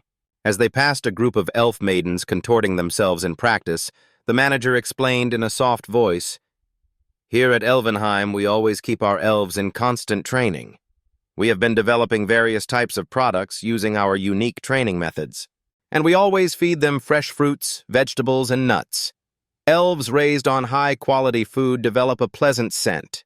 Many elves are underdeveloped, but as you can see, the elves at our auction house..." Hearing them talk about raising elves like some kind of livestock made him unable to bear it any longer, and his face darkened as he interrupted, "I've heard enough. Take us to her." The manager was shaken by his cold, murderous gaze. He coughed lightly. Standing before two guards, he said in a cold voice, "We're here to see number 148. These are young assassin candidates who have not yet reached adulthood. We are training them for combat. And the elf girl over there is the one I mentioned." Upon seeing a familiar face from his past, Tesron couldn't hold back his tears. Cirrus was standing before him in the flesh, her tanned skin now covered in wounds from battle. But even so, that willpower and determination hadn't faded one bit. Tesron couldn't hold back his longing, and softly called her name in his heart, Cirrus. After his long, arduous journey, our main character finally reached his destination, Jeplin. In the past, or rather in Tesron's previous life in his research lab.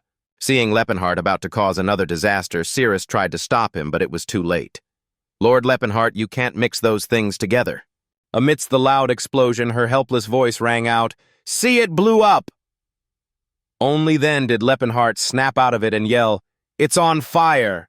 Cirrus said helplessly, "You're not supposed to mix a fire essence with a shadow seed." Knowing he'd messed up, he knelt on the ground like a child admitting his mistake. "I'm sorry. I really thought it would work this time." Cirrus sat on the floor and yelled in frustration, "You said the exact same thing yesterday and it blew up then, too, remember?" Even as she said that, Cirrus couldn't help but think to herself, "Oh my God, how can a grown man be this adorable? Come here, Lord Leppenhart, your face is covered in soot." He was a little displeased that she kept calling him Lord. "Hey, when are you going to stop calling me Lord Leppenhart? I told you to just call me by my name." Cirrus closed her eyes and answered firmly, "I cannot do that." Her firmness confused him. "Why not?" The scene shifts abruptly. Now everything is engulfed in massive flames with thick smoke billowing high into the sky. Leppenhart stood up high, looking out at the world below. The companions who once journeyed with him were now kneeling in reverence. Maitland kept his head bowed, his voice choked with emotion as he bid farewell to his friend. "I must take my leave, Your Majesty." Leppenhart, now at the end of his rope, turned his head slightly and tried to lighten the mood with a joking tone. "Atilka Macalin Cirrus. Why the long faces? You all look like you're staring at a dying man. The entire continent has united, mobilizing millions of troops to destroy the Demon King. That is likely all the military power they have. I don't know how they plan to deal with the aftermath. Are they planning to ruin an entire nation for a single battle? It just goes to show they can no longer tolerate our existence, Your Majesty." Macklin stood up reluctant to leave and asked, Are you sure you can't come with us? He answered firmly. I will stay behind in Gyrock so that you all have a chance to escape. I'm sorry, Alport. As a god, he went through so much trouble to give me the seal, but I failed. He retorted, It wasn't a seal, it was a prophecy.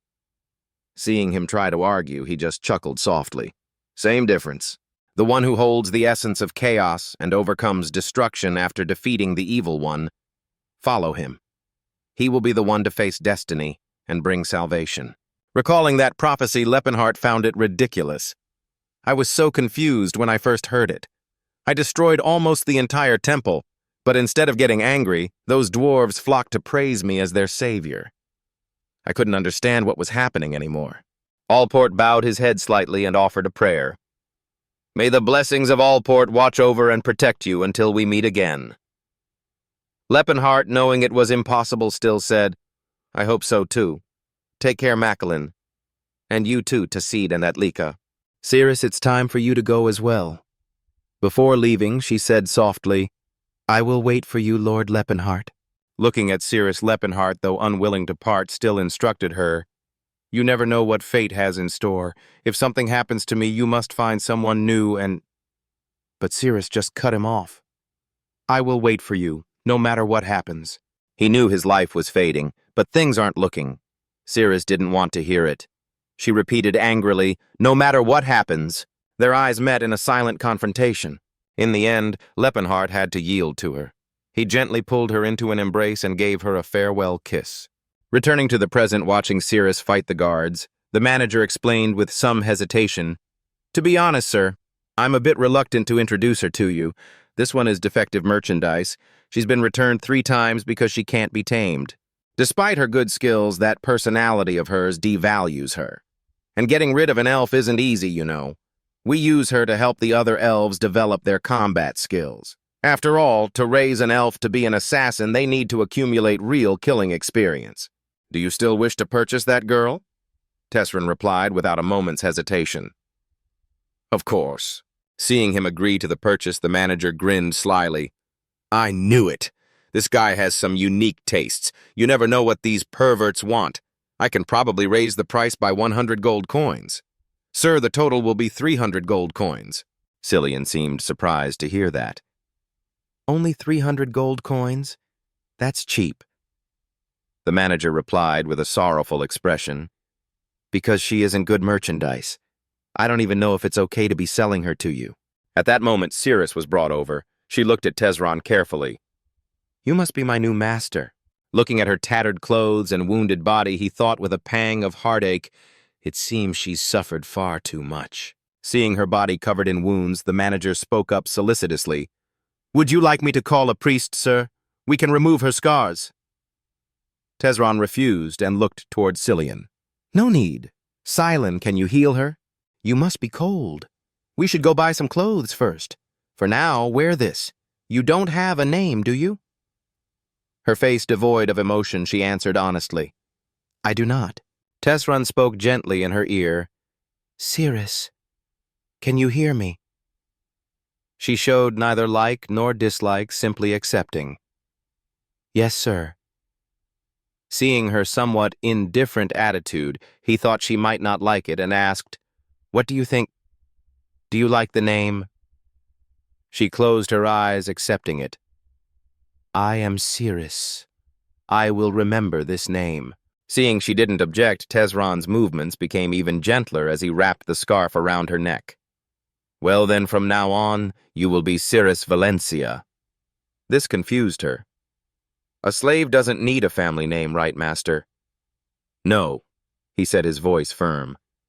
You must have one. Tesron didn't use the name of his current body, but the name from his previous life. I am Leppenhart, and this is Silin. He is a priest of the Philanence order. Cirrus simply looked at them and replied, Understood. At the auction house. When the manager heard Tarek's request, he asked in astonishment, Sir, you wanted number 148 correct. She's already been sold. The old man's face darkened upon hearing the news. What?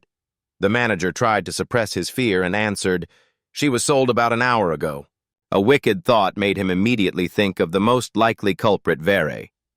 Could Vere have discovered my plan and bought her back? The manager shrugged and refuted, "No, the buyer wasn't Lord Verret. It was a young man I've never seen around here before." Tarek was surprised it wasn't him. "What's his name?" The manager was in a difficult position. He paid in cash, so I didn't record his information. This made the old man suspicious. Who in this town would carry enough cash to buy an assassin on the spot? The manager quickly explained, "The assassin you're looking for was a defective model, so I sold her to him for a very cheap price." Though annoyed, the old man held back his anger and asked the manager for his description. "Well, then at least tell me what he looks like." The manager recalled and gave a simple description.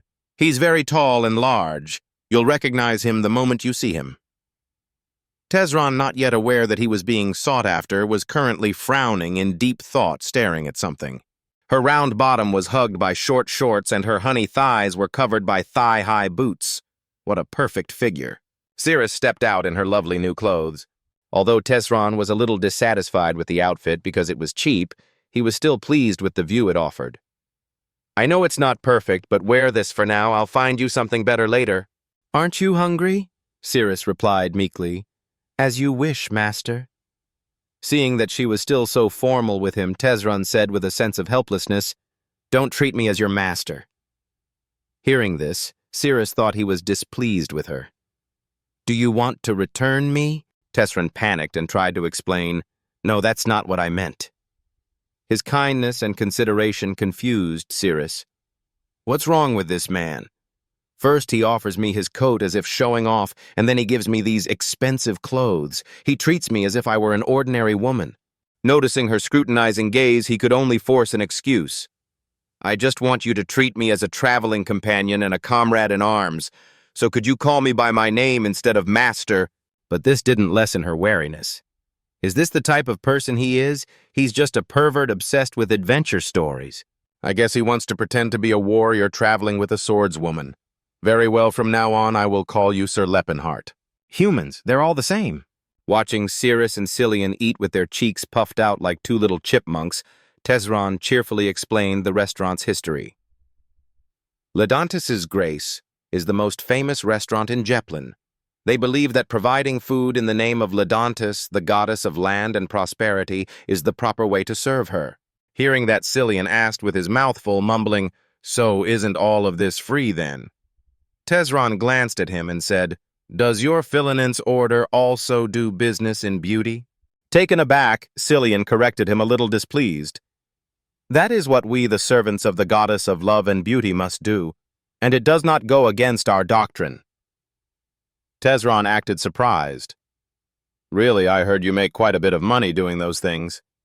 Cillian answered, slightly flustered, "Yes, that is true." After talking with him, Tesron gently glanced over at Cirrus, who was burying her head in her food.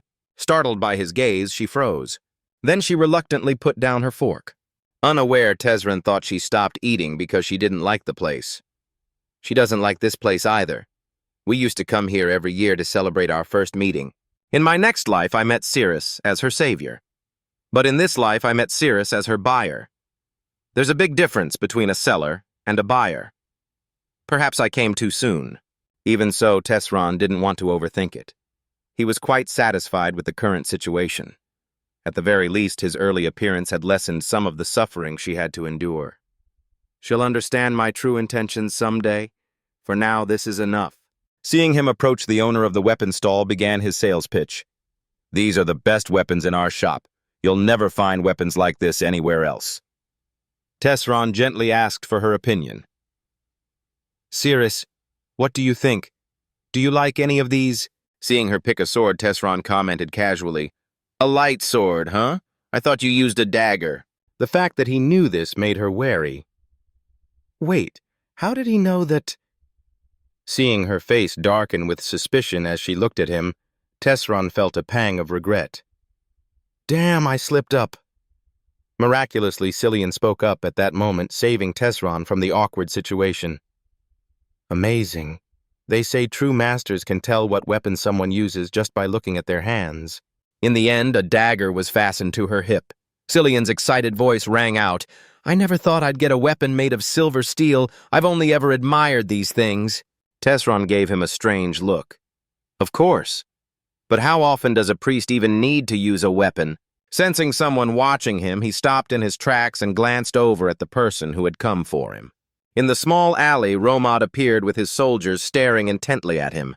He then led the way out of the alley and spoke with a cold expression. "Sir, we'd like to have a word with you."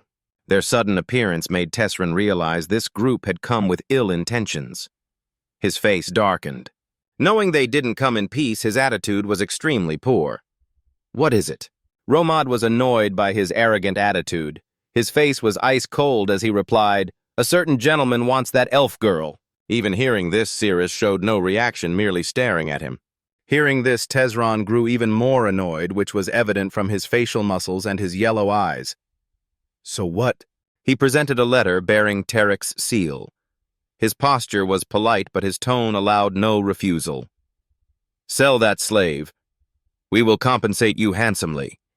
If you wish, you can exchange her for a higher quality elf slave. You can check this IOU first."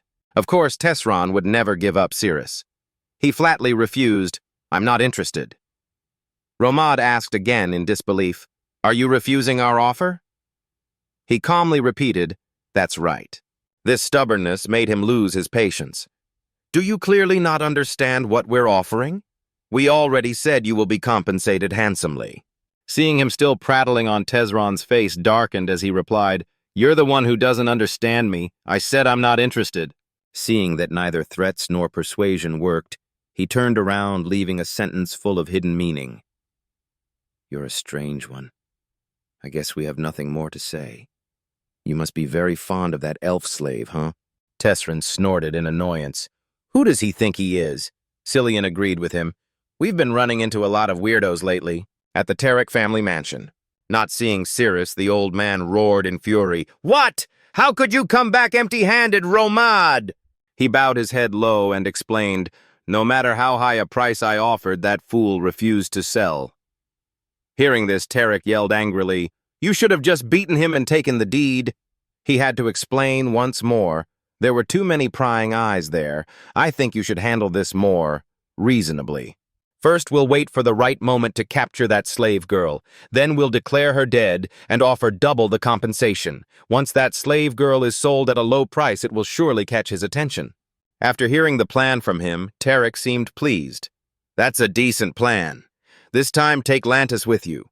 He has held on for too long to things that should have been ours." The next morning at the hotel Tesron had rented.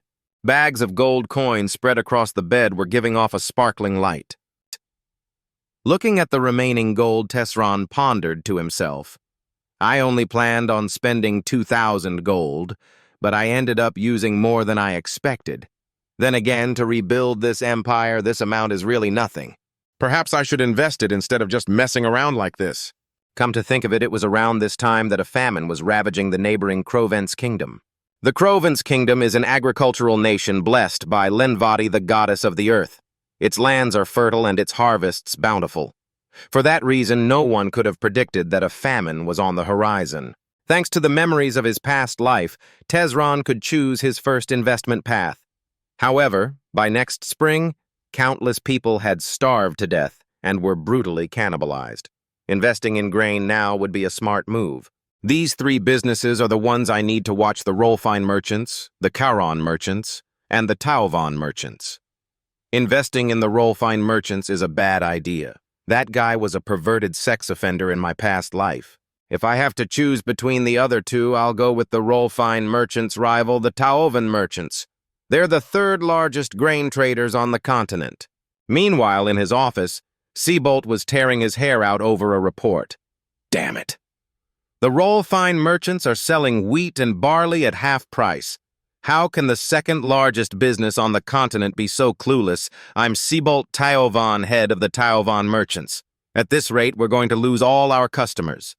The best I can hope for is to somehow pay off our upcoming debts. Just then, the butler opened the door, looking flustered. Sir Seabolt, you have a visitor.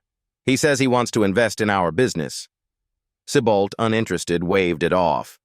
A few gold coins can't solve our situation right now. I can't be bothered. Get rid of him. But the butler's next word stopped him cold.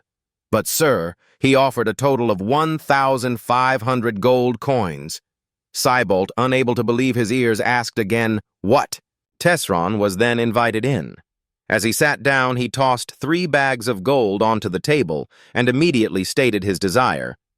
"I want to invest all 1,500 of these gold coins in grain. I will sell it to the Crovence Kingdom next spring after the barley harvest." Cybolt asked in disbelief. "What did you just say? The Crovence Kingdom?" "Selling grain to the Crovence Kingdom is like selling them soap. There's no way that would ever happen." Hearing this, he just scoffed and muttered, "Can orcs only use soap once?" The man didn't hear clearly and asked what. Not wanting him to know, he simply replied, "It's nothing. Even if the deal fails, I'm the only one who loses everything. But if it succeeds, you'll profit as well. So this is actually a good deal for you." Even so, Cybolt couldn't just watch him throw money away and tried his best to dissuade him. "That's true, but I can't advise you to invest in something that's guaranteed to fail. You should reconsider." Seeing the man's constant hesitation, Tesron pretended to be dissatisfied, picked up the money bags, and made to leave. "If you don't want my money, I'll take it elsewhere." Alarmed, the man quickly stopped him. "No, wait, young man. To be honest, the Tyovan merchant's financial situation isn't very good right now. In fact, at this rate, we might go bankrupt during this difficult time and get bought out. That's why I'm advising you to invest in something else." Seeing that he was still trying to stop him from investing, Tesron sighed inwardly. "Looks like he's just as stubborn as in my past life.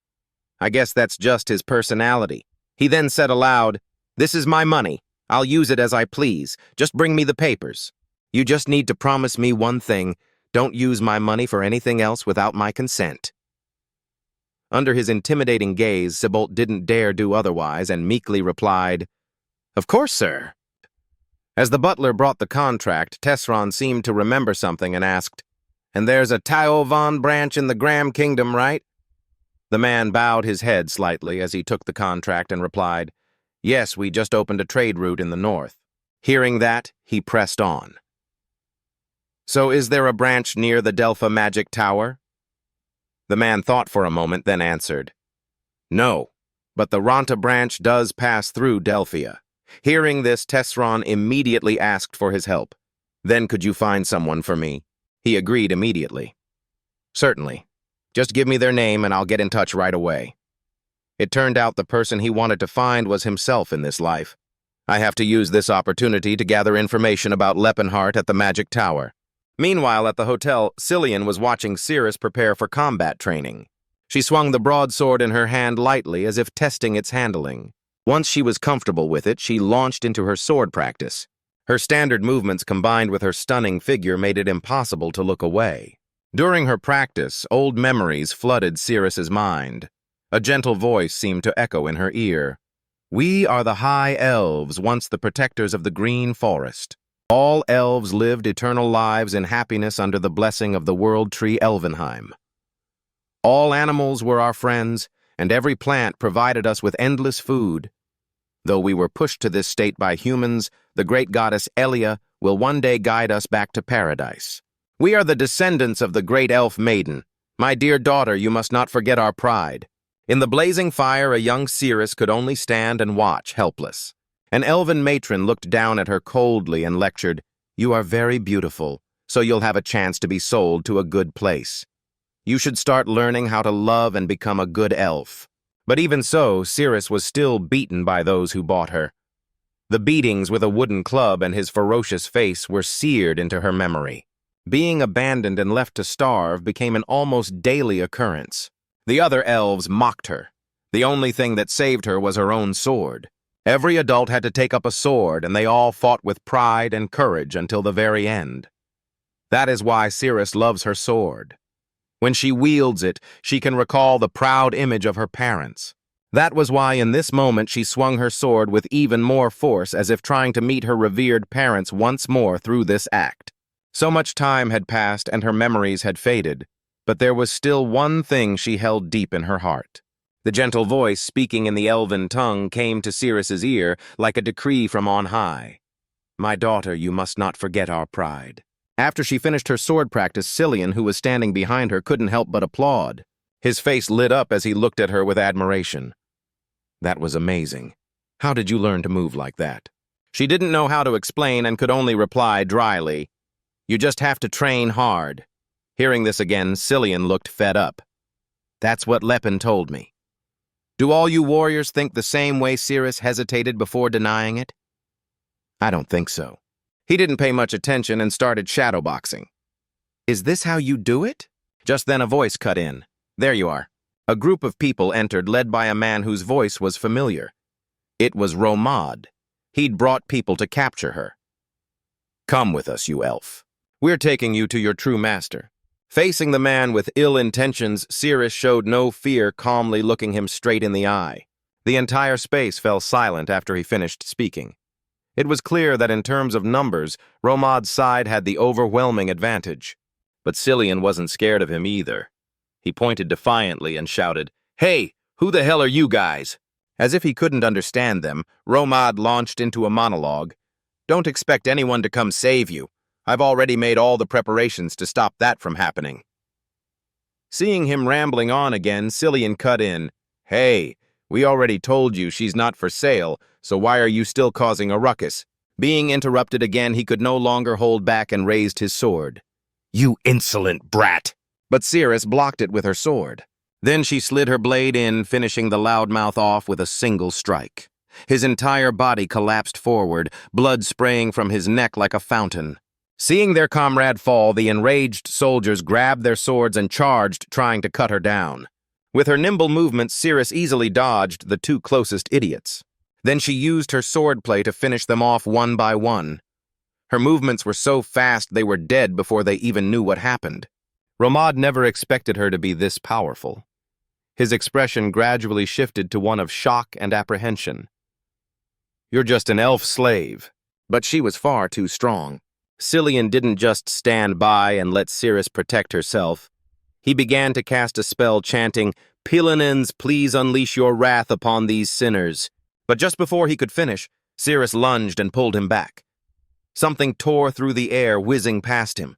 If not for her, he would have been a goner for sure. The thing that whizzed by turned out to be a dagger, its tip embedding deep into a tree trunk with a dull thud. After throwing the dagger, Romad started running his mouth. Taking the life of a fledgling pilgrim is just too easy. Hearing this, Cillian couldn't contain his anger, his face flushing red with rage. "You bastard!" Cirrus quickly held him back, afraid he'd do something rash. "It's all right." Seeing her walk towards him, he called out worriedly, "Cirrus." Her hand tightened around the hilt of her sword.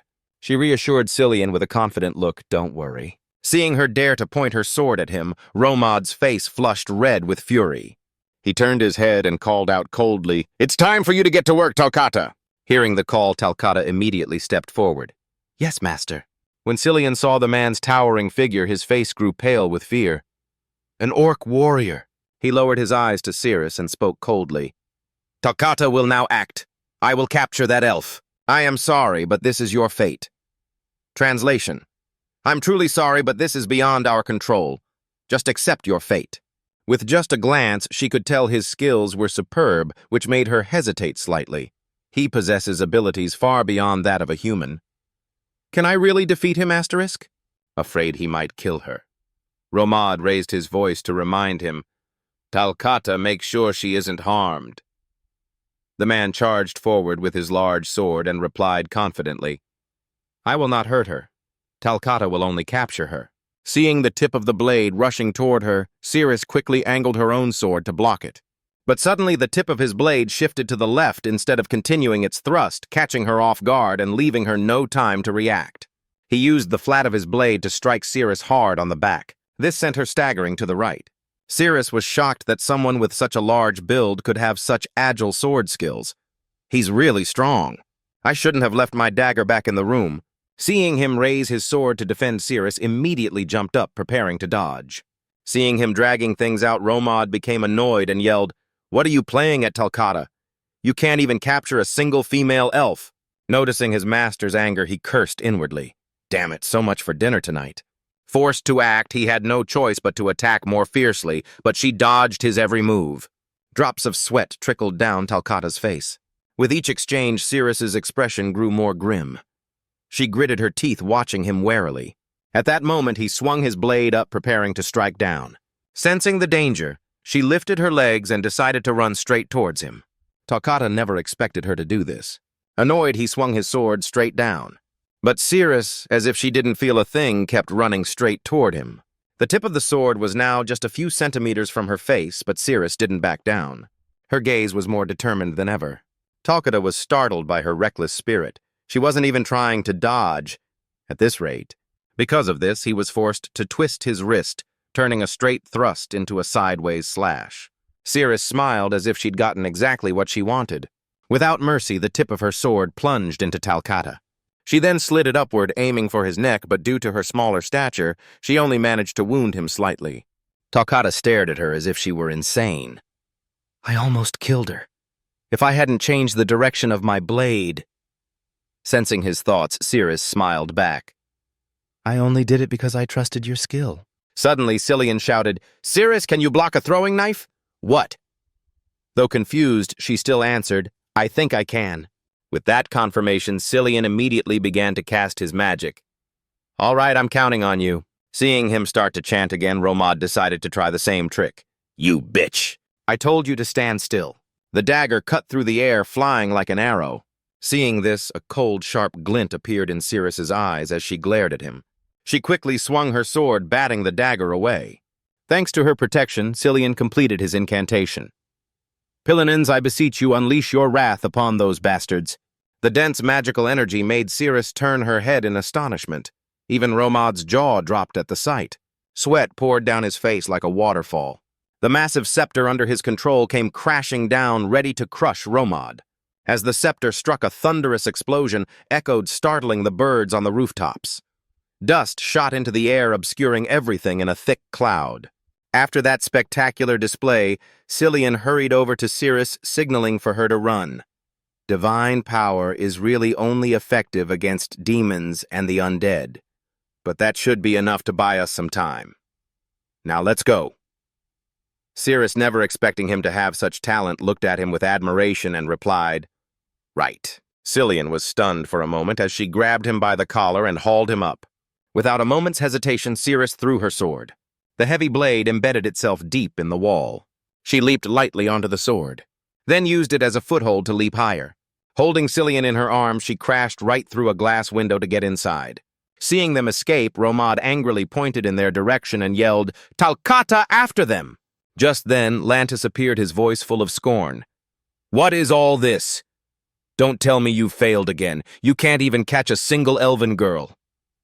Seeing him, Romad was like a mouse before a cat, stammering, because she's much stronger than we thought. The corner of his mouth curled into a mocking sneer. Even Tacid struggled. How strange. An ordinary elf hunter should have a hard time facing a veteran orc warrior. Well then, perhaps it's time I demonstrated my own worth. Where did they go? Without hesitation, Romad pointed in the direction they had fled. That way. Very well. In an instant, Lantis's figure vanished from behind him. He launched himself from a tree branch, leaping in the direction the two had fled. He moved like the wind, soaring gracefully through the shattered window. From below, all that could be seen was the flutter of his cloak, leaving Romad standing there dumbfounded. Even knowing how powerful Lantis was, he still couldn't believe it. Did he just leap over the rooftops as if it were nothing? So that's the power of an aura user. As he walked down the empty corridor, his deep, raspy voice echoed, How nostalgic. I haven't played a game of hide-and-seek in a very long time. At that moment, Cirrus and Cillian had no idea what a formidable opponent they were facing. Their expressions were tense, worried that an enemy could appear at any moment.